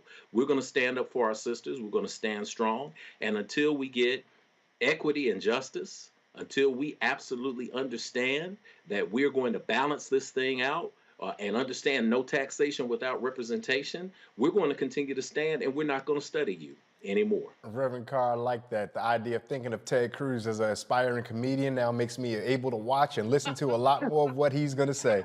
Dr. Dabenga, I mean, I know that you approach this seriously, and so maybe we should all take a page out of Reverend Carr's book and look at Ted Cruz as, instead of a sitting United States senator from one of the largest states in the union, look at him just as an aspiring comedian, someone who at his best wishes he could be 1/10 of as talented as Keenan Ivory Wayne. That is so funny. Well, shoot, as long as we're laughing him out of office, Yes, we can that's it. see him as That's comedic as we want, as long as he is being laughed out. I mean, look, this guy, I mean, the audacity to even bring up Merrick Garland. But, you know, he can do that in a country where so many of us have short memories. Because people who don't live this life, who don't talk about this stuff every day, they're going to take that and be like, oh, this happened to Merrick Garland as well, Obama's nominee, because people don't know how to do not even basic research on some of these issues. But the fact of the matter is, you know, the hypocrisy is glaring and obvious. Republicans had nothing to say when Ronald Reagan said that he was going to put a woman on the Supreme Court. They had nothing to say when President Trump said that he was going to put a woman on the Supreme Court with like 28 days to go before the election happened. They had no words. They were all in praise. And when we talk about qualifications, I was listening to the Joe Madison show a couple of days ago, and Representative Al Green was on there. And you know what he said? He said that out of the 115 Supreme Court justices that we have had, 40 of them were not lawyers. And get this, 5 of them did not have an undergraduate degree. Come on. So we had 5 Supreme Court justices with a high school education. Come on now. And you saying, you know, you talking about these women aren't qualified? Seriously? This was what they do. They have nothing better to do than to poke at strong black women and do anything to get them off their game. But I got news for you, Ted Cruz. These sisters who Biden has on tap, they done seen it all. They done heard it all. They done went to sleep hearing it all, woke up hearing it all, and there's nothing you can do to faze them. This is going to happen. And in the case of sisters like Judge Ketanji, we had Manchin and Sinema who had already voted for her confirmation just a few months ago. So this is going to happen. Y'all can do all your talking and yapping, but we are going to see a sister on the Supreme Court. Look, we have our Jewish brothers and sisters who make up 2% of the population, but I believe have had 8 Supreme Court justices over the years, and it's beautiful. There's no complaints. We're looking for the same type of representation with our numbers being in the teens as it relates to proportionality. So I say go for it, Biden, go hard, or don't go at all, and we're going to support these sisters in any way, shape, or form. So Cruz, we laughing, but we're going to be laughing you out of office. We're going to laugh, and we're going to laugh you out of office, and I appreciate that. I appreciate having the academics. Go ahead, Dr. Malveaux, one last word on this. One quick thing. We can't get into the trap of comparing these sisters to each other.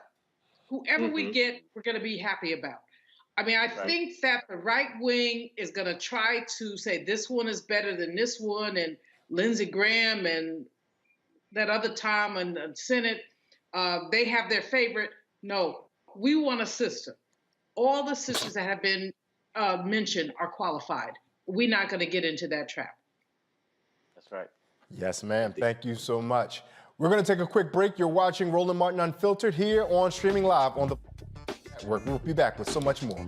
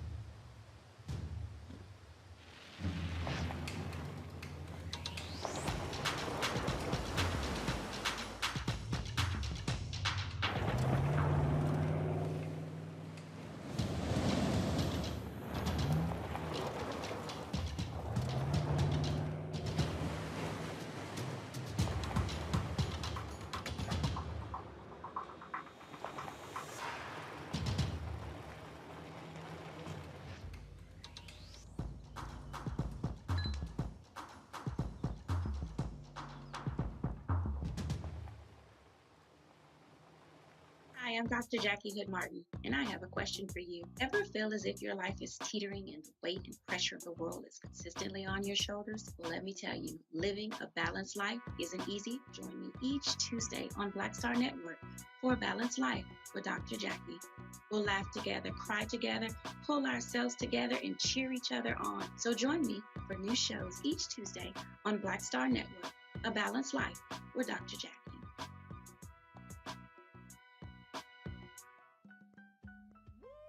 We're all impacted by the culture, whether we know it or not. From politics to music and entertainment, it's a huge part of our lives, and we're going to talk about it every day right here on The Culture with me, Faraji Muhammad, only on the Black Star Network.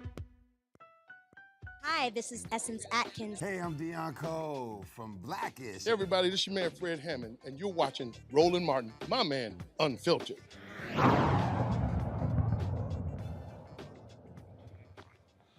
The United States has some of the highest recidivism rates in the world. According to the National Institute of Justice, on average, 44% of those released returned before their first year out of prison. In 2005, 68% of the 405,000 released got arrested for a new crime within 3 years, and 77% were arrested within 5 years. One of the biggest factors contributing to high recidivism rates includes not being able to find a job. The Center for Employment Opportunities hopes the Returning Citizen Stimulus Program makes that transition a bit easier. Derek Bowers, the Director of Social Enterprise of New York City at Center for Employment Opportunities, joins me now from Toms River, New Jersey, to tell me more about the program. Mr. Bowers, thank you so much for making time for us here on Roland Martin Unfiltered. Thank you for having me, Ray. We're excited about the program because the name alone, the Returning Citizen Stimulus, it invokes the same ideas that so many of us received stimulus checks when we were at our worst economic points during points of the pandemic and during points of the Great Recession. Is that what viewers should think about when they hear this? Yes, that's exactly what they should think about. In the onset of the pandemic, we saw so many Americans in need. And the previous federal administration made sure that there was a stimulus and unemployment benefits for Americans. But when it comes to those recently released from incarceration, they did not have the work history or the tax returns to qualify for those benefits. And so CEO realized that there was a tremendous need to make sure that individuals returning from incarceration had access to cash assistance. Mr. Bowers, we're going to interrupt you for 1 second. Our folks on tech are telling me that we're having a difficult time trying to get your connection through, and we apologize for that. They're going to call you right back. I'm going to talk a little bit and just give some folks some background while they connect that with Mr. Bowers for our control room. I'm going to talk a little bit about what that stimulus program is. I'm going to invite our panel to join us just for a quick second. Again, Reverend Jeff Carr, Dr. Omekongo Dibanga, and Dr. Julianne Malveaux. Now, let me give you guys some background about this, because when we get Mr. Bowers back, we'll have him to elaborate on this a little bit more. But the program, Reverend Carr, is supposed to target those folks who are returning. And as we know, those folks who are returning home don't have the opportunities to get on their feet with any meaningful resource. And unfortunately, that helps build the bridge of recidivism, because if you don't have money and you need money, but because of where you came from keeps you from getting above board money, you're going to get money under board. Oh, sure. When you're locked out of opportunity, when you're locked out of spaces where you are empowered, you find that, again, there's nothing else to do. You have to find a way to feed yourself and to feed your family. Unfortunately, the prison industrial complex that exists now, that makes it so that the for-profit system begins to look at things like reading scores and grades of kids in the 3rd grade so that it can determine how many beds they're going to eventually need when they get into juvenile and they're 18. It still persists. So you have this revolving door. And we ask ourselves, we often sit outside in judgment. I don't get to do that as a spiritual leader. I have to deal with people as they come, and I get what I inspect and not what I always expect. But many times we think about recidivism and prisoners, we classify people. We just say, oh man, they just, they've been in the joint, they did a stretch. That's just my cousin who gets in trouble all the time. But the reality is, if we found ourselves in the same space, if we found ourselves in the same environment where we were not allowed to have access to opportunities, and we found ourselves involved in the criminal justice system. Once we get involved in the criminal justice system, between fines, between court dates, between delays and hearings, every single part of this system, once we find ourselves in that, it's extremely difficult to get out. And it's extremely difficult to get out when you're educated, when you have a degree, when you have a less amount of education, then it becomes almost impossible. That's why programs and programming is important, to give people opportunities to jobs, job training, financial resources in the short term so that they don't find themselves attracted to either the lure or the necessity of making money off the streets. So I'm excited to hear about this program and the details of this program, because we have to have programs like this to stand in the middle and to stand in the gap and connect people to resources. And that's the only way that we break this chain of recidivism. That's absolutely it. And we're grateful to have Derek Bowers back. Mr. Bowers, we had you, glad you're back connected. You were telling us a little bit about those returning citizens. I was asking you, was it the same type of stimulus that the rest of us know? And I believe you were saying that it was. While you were gone, we began to unpack a little bit about what the challenges are that those folks have to overcome. But in the time that we do have with you, I want to pierce in more specifically onto the ways that you all are helping those folks get back up on their feet by not just giving them money and cash direct handouts, but there is a work requirement, but the work requirement is not the same inhumane kind of work requirements that we see from our federal SNAP benefits or our food stamp programs or even welfare. These are attainable things that these folks can do involving resumes and things of the sort. Tell our viewers about what some of the milestones that it is that your organization asks these returning citizens to meet in order to continue to receive their cash payments. Yes, definitely. Thanks, Ray. These milestones are employment related, and out of the 10,400 individuals that CEO was able to give out the cash assistance through this RCS program, nearly more than two thirds of these individuals did reach employment-related milestones, and that could be anywhere between, creating your resume, going to employer workshop, or actually getting a job. Yeah, we understand that, if I'm not mistaken, 90% of those, at least in the New York City area, who then qualified, reached the second step, which is the 3 steps of cash payments. The first is when they first come home. The second is after that first milestone you alluded to, and then with upwards of 2/3 for the third. How important is it to make those types of milestones, as you guys call them, attainable, something that people can do? Because so often we hear about programs that are supposed to offer assistance, but the things they ask those who could qualify to do are so unreasonable that folks either can't attain those things or don't even bother trying.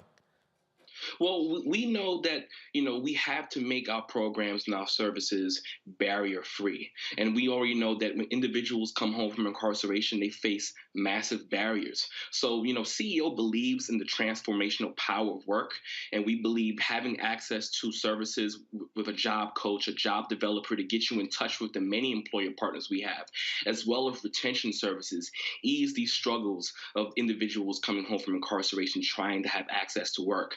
And this cash assistance through the RCS program, the MDRC study, showed us that there was so many benefits from receiving this cash assistance. Not only did it provide some financial security during these times, but it also helped individuals get access to housing through this funding, transportation to and from jobs or job interviews, and it also helped with the mental and physical well-being of individuals who, so often can be stressed and burdened with having to figure out what their next steps are going to be from day to day.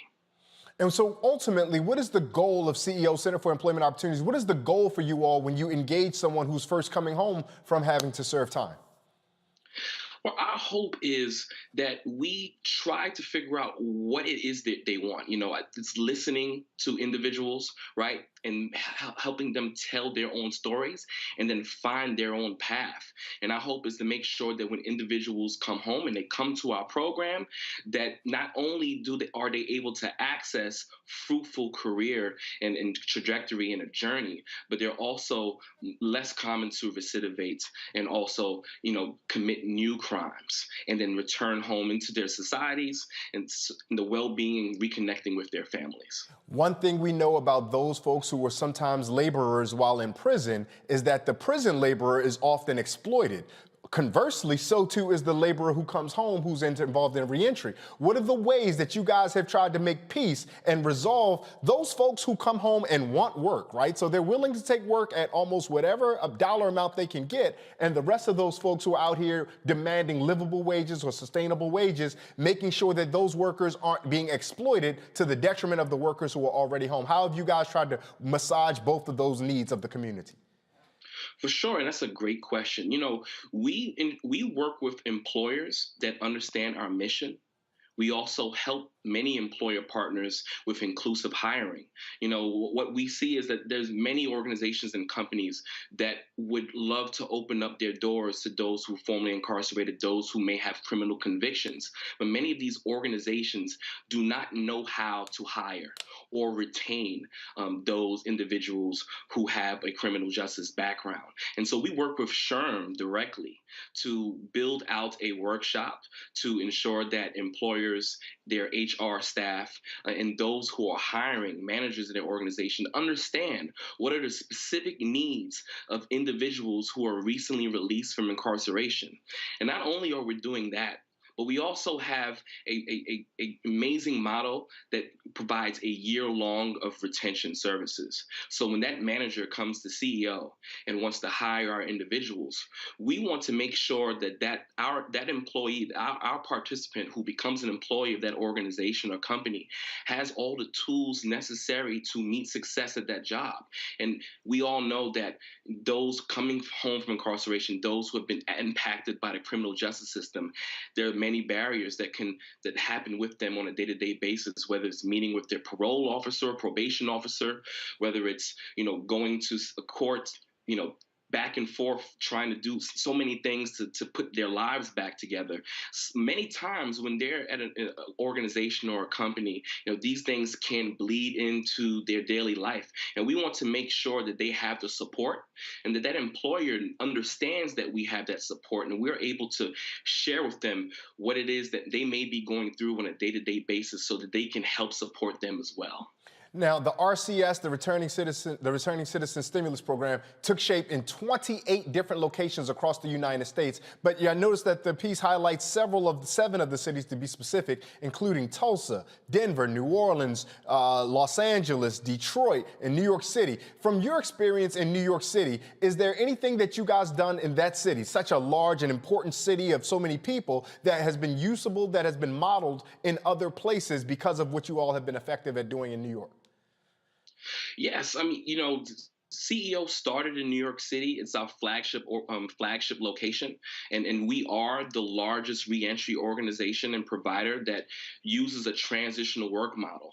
And what we are doing in New York City is that, specifically in our program, outside of this RCS initiative, our model is to provide individuals with transitional employment. So, and what that means is that when an individual enrolls into CEO, they have immediate access to many of our transitional work sites throughout the country. In New York City specifically, upwards of 30 to 35 transitional work sites that are working throughout the 5 boroughs in association with city and state agencies, providing supplemental maintenance and labor to these agencies in order to provide immediate training, paid training, and immediate paid employment to a participant in our program. So at the end of each shift, they're seeing money transferred to their bank card every single day. We run payroll for thousands of individuals in our program because we know how hard it is to be able to get your life together, be able to go out and find a job,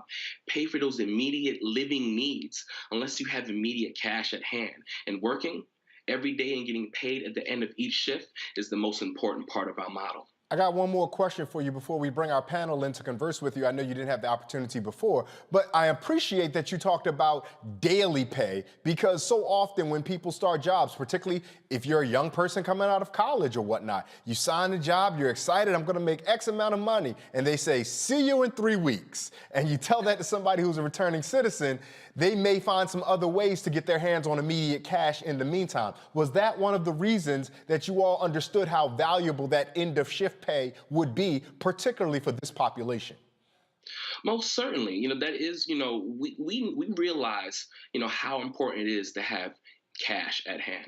We know that individuals who are returning home from incarceration, more than likely are those coming from underserved communities, impoverished communities. And what we realize is that when you take someone out of poverty, right, and then return them back into poverty, it's like insanity. The same results are being produced. So the powerful transformation of work and the immediate access to income is what makes our model so successful. Dr. Omekongo Dibanga, you have a question for Mr. Bowers in this program. Yeah, so first of all, Mr. Bowers, you're doing incredible work, and we really, really just want to commend you for your dedication to this.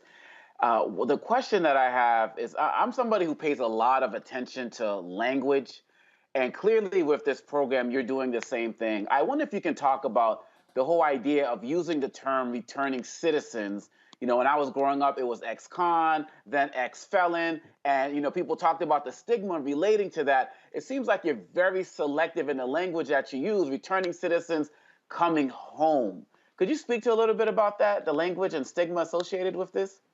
For sure. I would love to speak to that. And, I think that the one thing, the immediate thing that we realize with individuals returning home from incarceration, and what we need the rest of the country to realize, is that they're our citizens. They're our friends, our brothers and sisters, our relatives, our co-workers, our neighbors, and so we can't forget about them. We can't forget about their humanization, right? And so what sometimes we see with the stigma of being incarcerated is when individuals return home, that stigma stays with them for much longer. Even after they've redeemed themselves, they've paid their dues to society, they're ready to come back and be a part of society, be a part of their families, be a part of their communities, and be an important asset to those communities. And so the first thing we want to make sure is that we recognize their humanity as we're helping them get back into society. Dr. Malveaux, offering any questions for Mr. Bowers in the program that they're working? Sure, I'm excited about this program. Let me give my own institution a shout out. Cal State LA has a program where we just graduated 40 incarcerated people into a BA program. They're now Cal State LA graduates, and there are a whole bunch of services and resources for them. 40 is a very small number, but on the other hand, it's a huge number. And so I got to shout out my provost, Dr. Jose Gomez, who has basically instituted this program.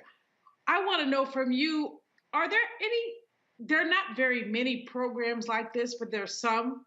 There were more in the 80s, and then, the crazy people took over and they took programs away.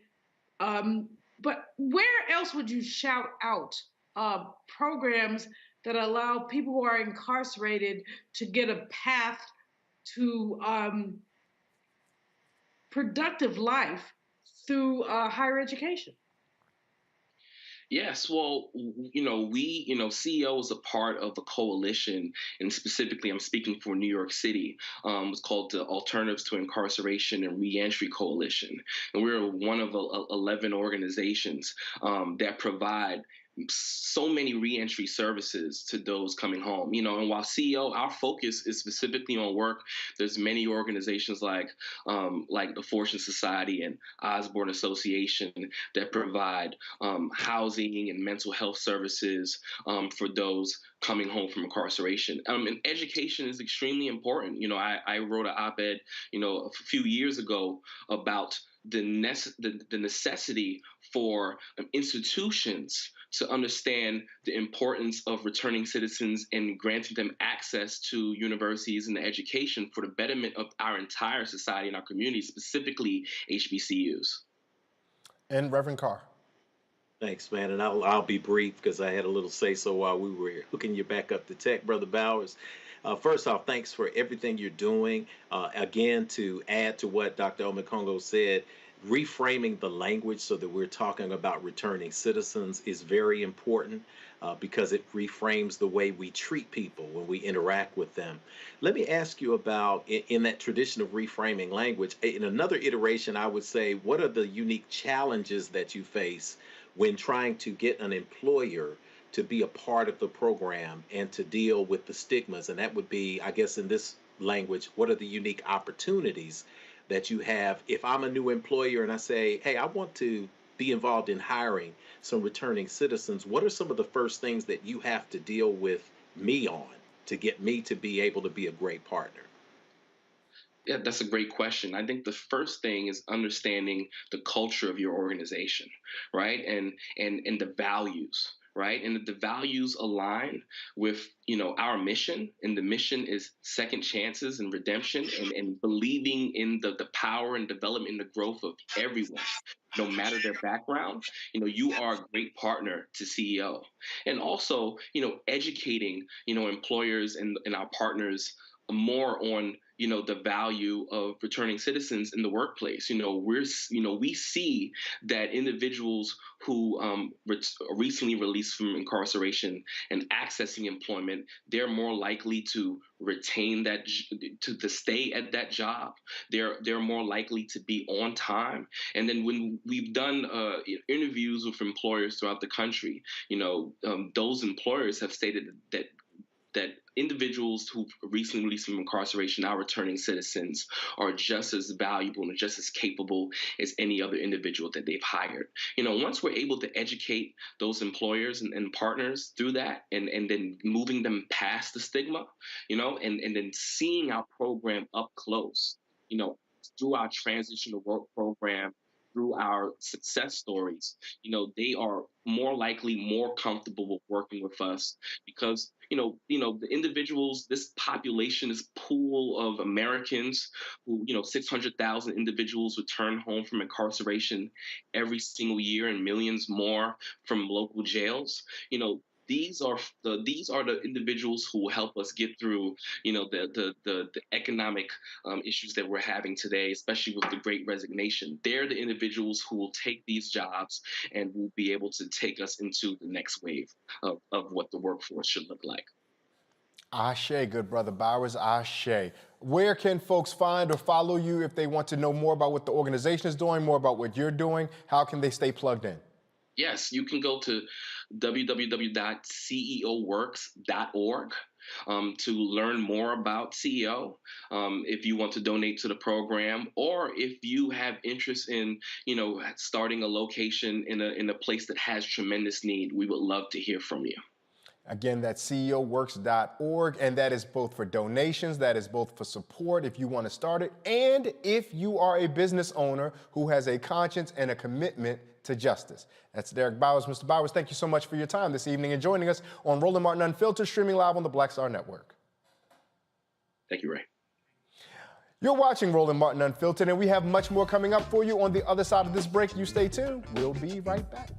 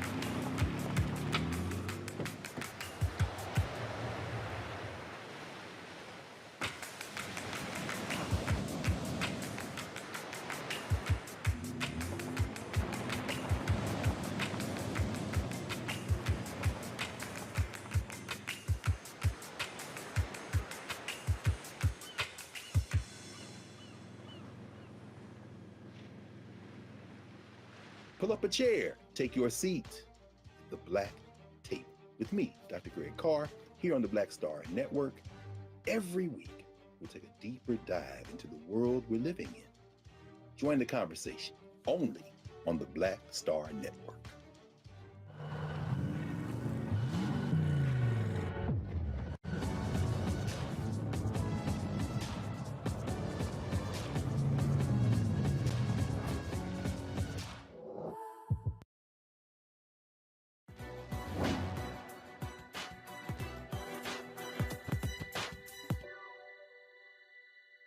Once you know who you are, you don't have to worry anymore.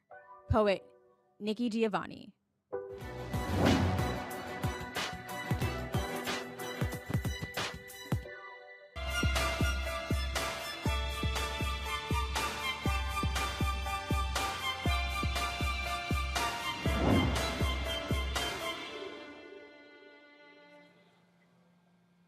According to the CDC, 255,000 breast cancer cases are diagnosed in women and around 2,300 in men each year.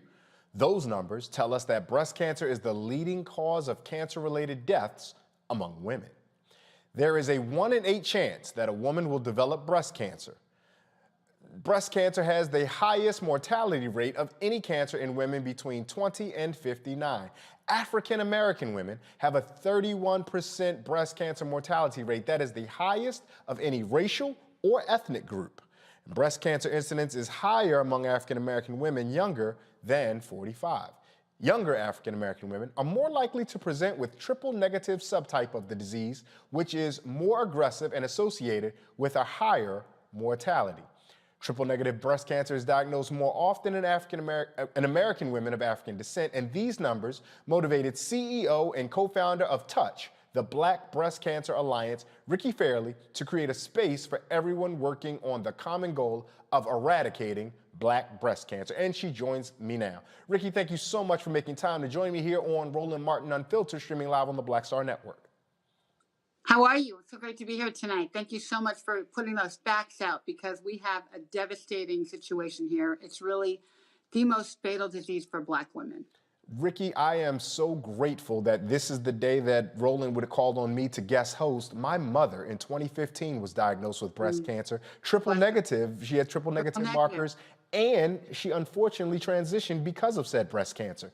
And in particular, as I was reading about the work that you all were doing, there was not enough evidence. Her oncologist did not know what would be the best type of treatment for her, because she also suffered from sickle cell, which is something that's also going to be unique to Black women. So if I'm understanding correctly, the efforts to include Black women in trials, we try, if I'm saying that correctly, the efforts to include Black women, it's so that we ultimately can be able to have the types of medicines that we can cultivate that can speak to the specific and unique needs of Black women who are already adversely affected from breast cancer in ways that are disproportionate to our percentages. Am I understanding it correctly? Yes, yes. Our movement is called When We Trial. And right now, the drugs that are currently standard of care on the market, and especially the drugs for triple negative, have not been tested on Black women.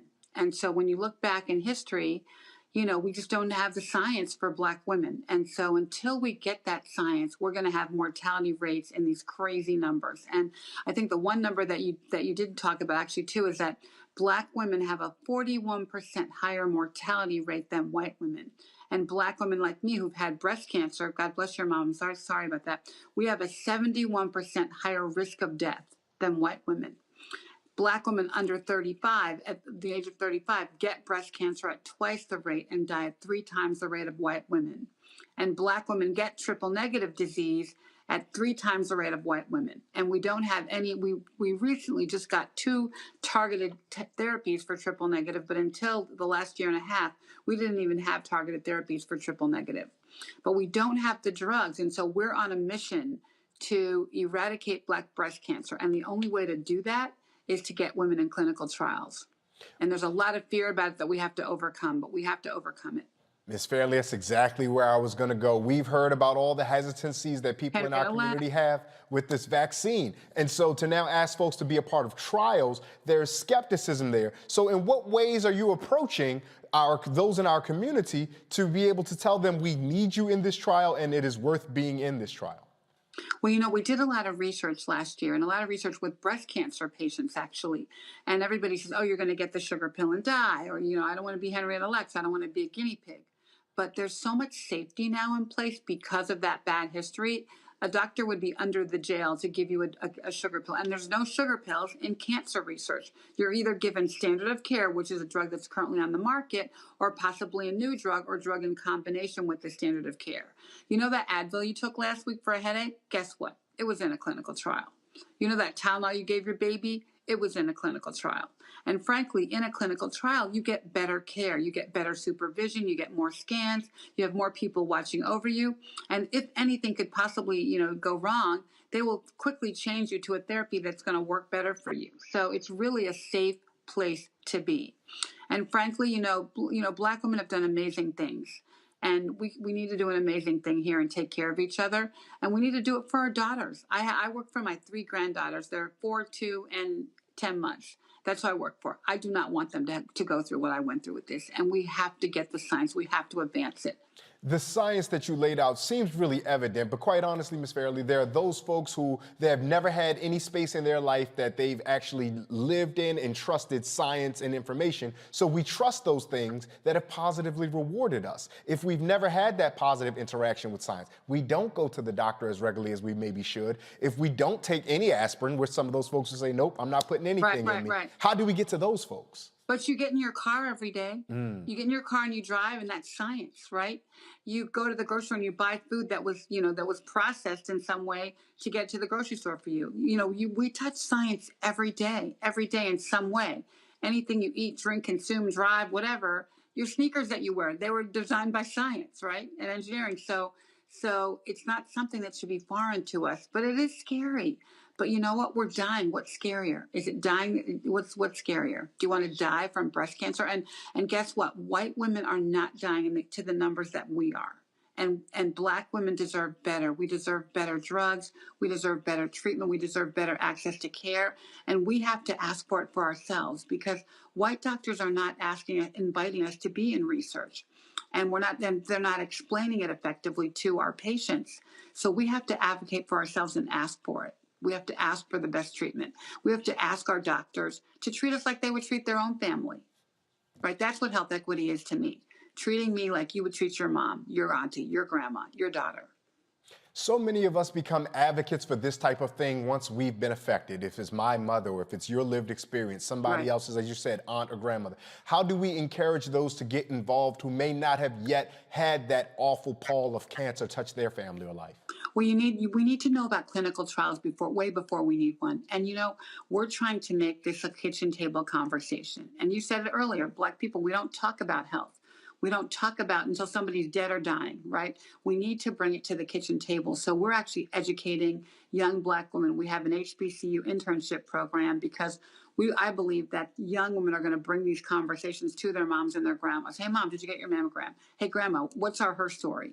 And make these conversations happen. But we want our When We Trial movement to educate and talk to women in a way that's understandable and relevant. So when you go to our website, whenwetrial.org, you're going to find pronouns like we and us, not you and them. Because we want Black women to we're with it. This is for us, by us, with us. And we want Black women to feel comfortable with the information so they can embody it and talk to their daughters and talk to their mamas and talk to their family about this important movement. We have to do this. We have to save these lives. We can't let people die anymore. It's ridiculous. I'm going to bring the panel into our conversation. We're joined by Reverend Jeff Carr, Dr. Omokange Dibanga, and Dr. Julianne Malveaux. Dr. Malveaux, I'll start with you. When you hear the work that Ms. Fairley is doing with When We Trial, have you been able to see this at least modeled locally, and now you're hopefully at least learning about what's happening nationally? Or is this something that's the first that you've seen of it? That's the question for you, Dr. Malveaux. And obviously, please feel free to ask Ms. Fairley whatever questions you may have. Well, first of all, Ricky is a dear friend, a very long-standing, and I've been with her as she has dealt with her own triple negative diagnosis, and as she has really been such a support to so many sisters who have been diagnosed with breast cancer, and she's just been there for them.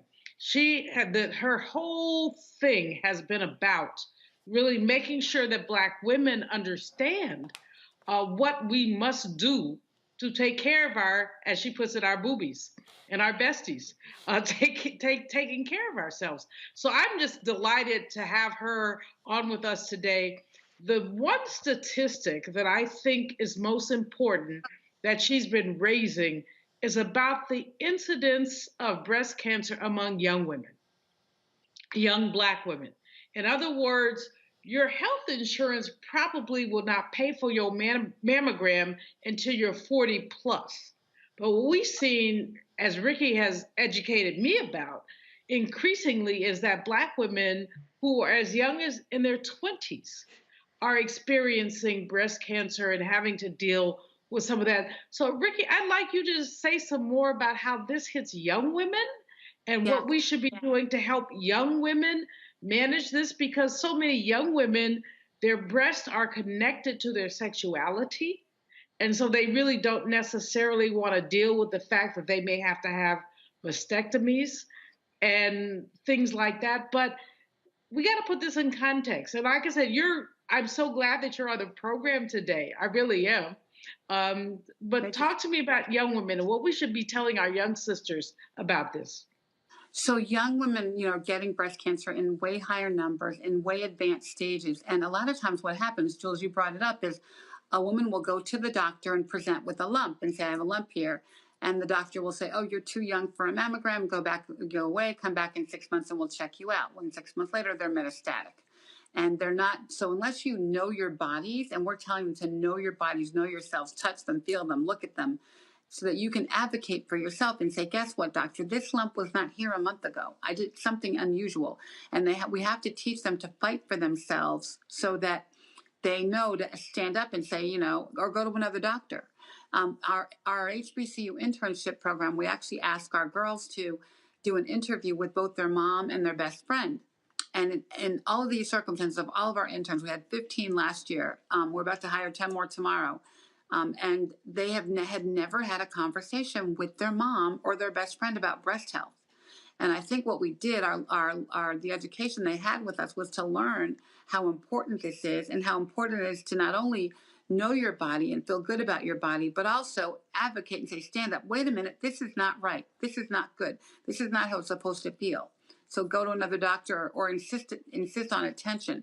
I have so many young breasties who, one of them took 5 years before the doctor recognized and let her have a mammogram, and she was diagnosed metastatic at age 31.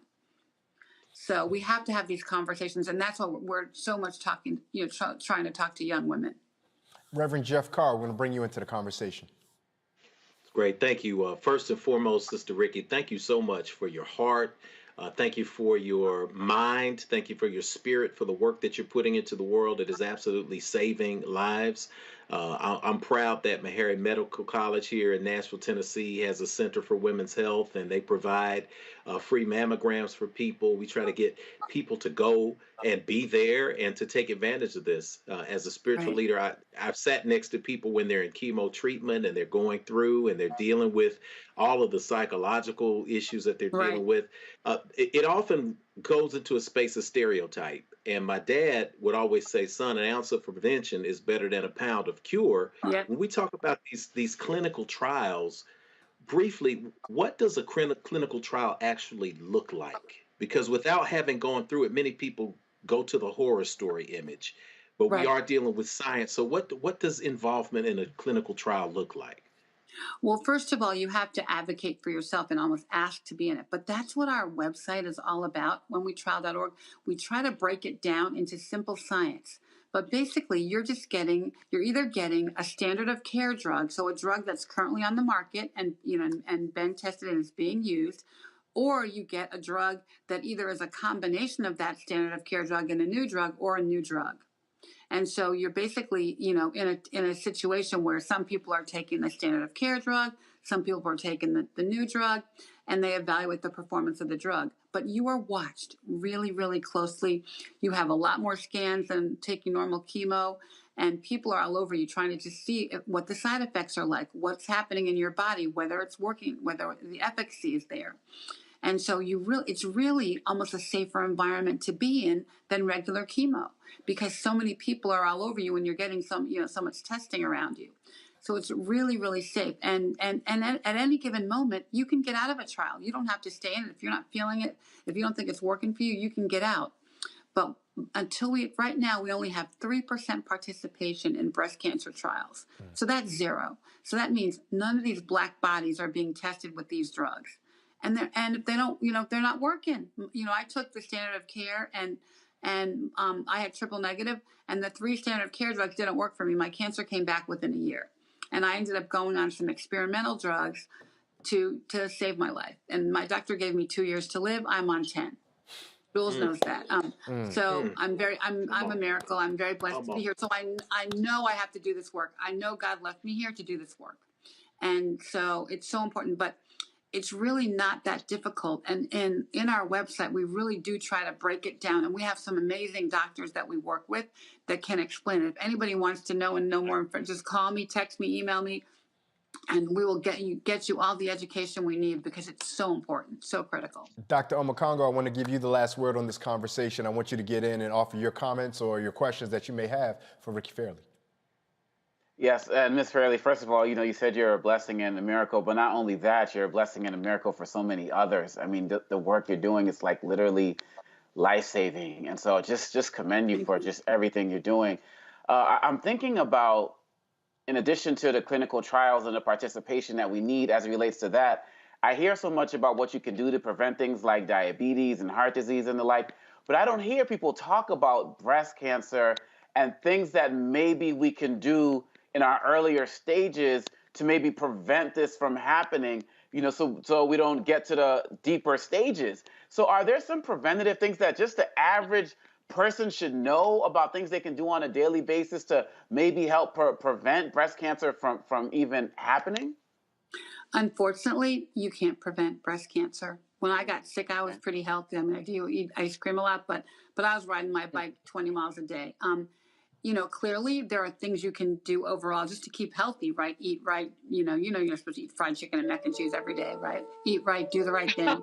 But also, you know, breast cancer happens. It's one of the oldest cancers in the world, and it just happens. And you have to, we can't prevent it, but we can early detect it. And so that's why it's so important to know your body, to talk about it, to teach our daughters and the women in our family to, you know, touch your breasts, look at them, know what they feel like. So when something unusual looks different or feels different, you can go and go to the doctor and check it out.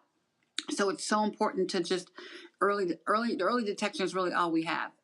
But even Jules and I have a friend who was diagnosed about a month ago with stage 0. Thank God she was early stage. But even then, she's now doing her second surgery because they didn't get clear margins. So it's no joke. Okay, so even early stage isn't a given that you're going to be okay. You know what I mean? So tell all the women, I tell everybody, check the breasts that you love. I know you have a pair. No, but Rick, the bottom line is, as you always point out, people have to be aware. Yeah, we have to be aware. We have to talk about it. Talk about it.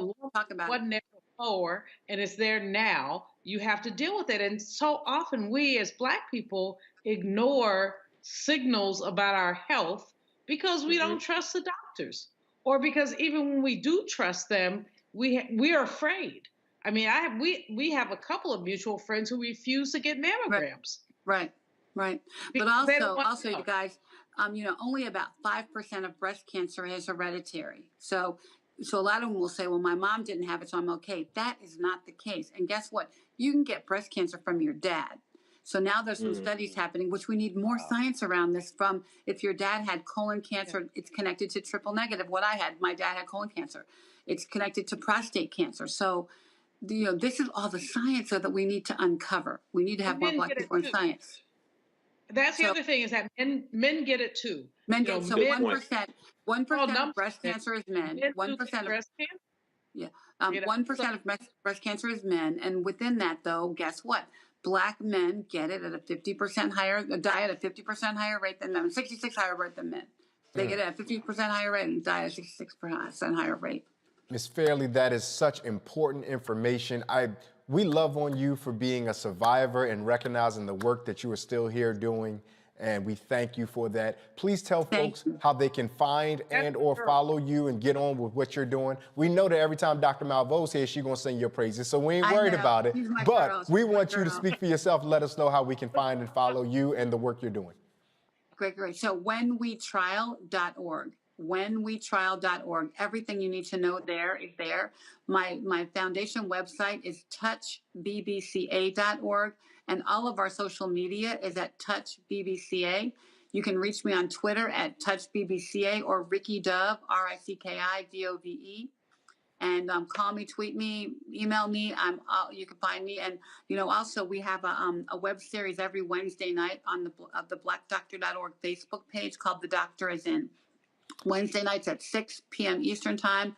We're always on talking about anything and everything breast cancer. In fact, Wednesday we're going to have this amazing scientist on who has basically validated that Black breast cancer cells look different molecularly than white breast cancer cells. So the science is happening, but we need more of it.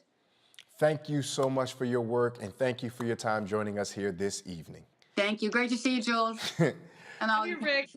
Well, you know what? We're all done with our panel. So Jules, Rick, you guys get on the phone and go give each other a call, chat about what we did. Thank you, Dr. Omekongo. Thank you, Reverend Jeff Carr. We appreciate all of you being here. And in the host chair, nice to meet you. I just want to take a moment of personal privilege to shout out some survivors in my life, Miss Renee Nash, Miss Marietta English, and my friend, Miss Melissa Varner. Long live my mama, Olivia Cherry. Ashe. Amen. Amen.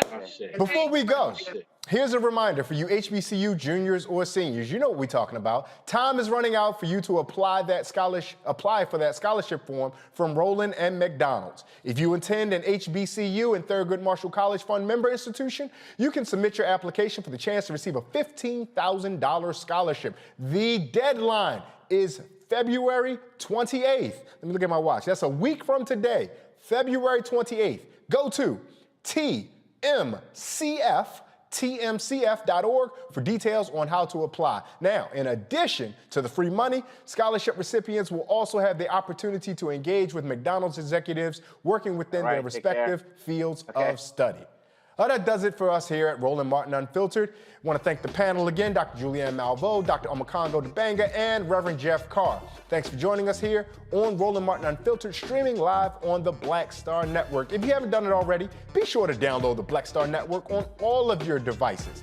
If you would like to support us so we can continue bringing you the stories that matter to us. I am Ray Baker. Roland will be back tomorrow. And in parting, let us remember the words of the Yoruba proverb, that if we stand tall, it is because we stand on the backs of those who came before us. Have a great night.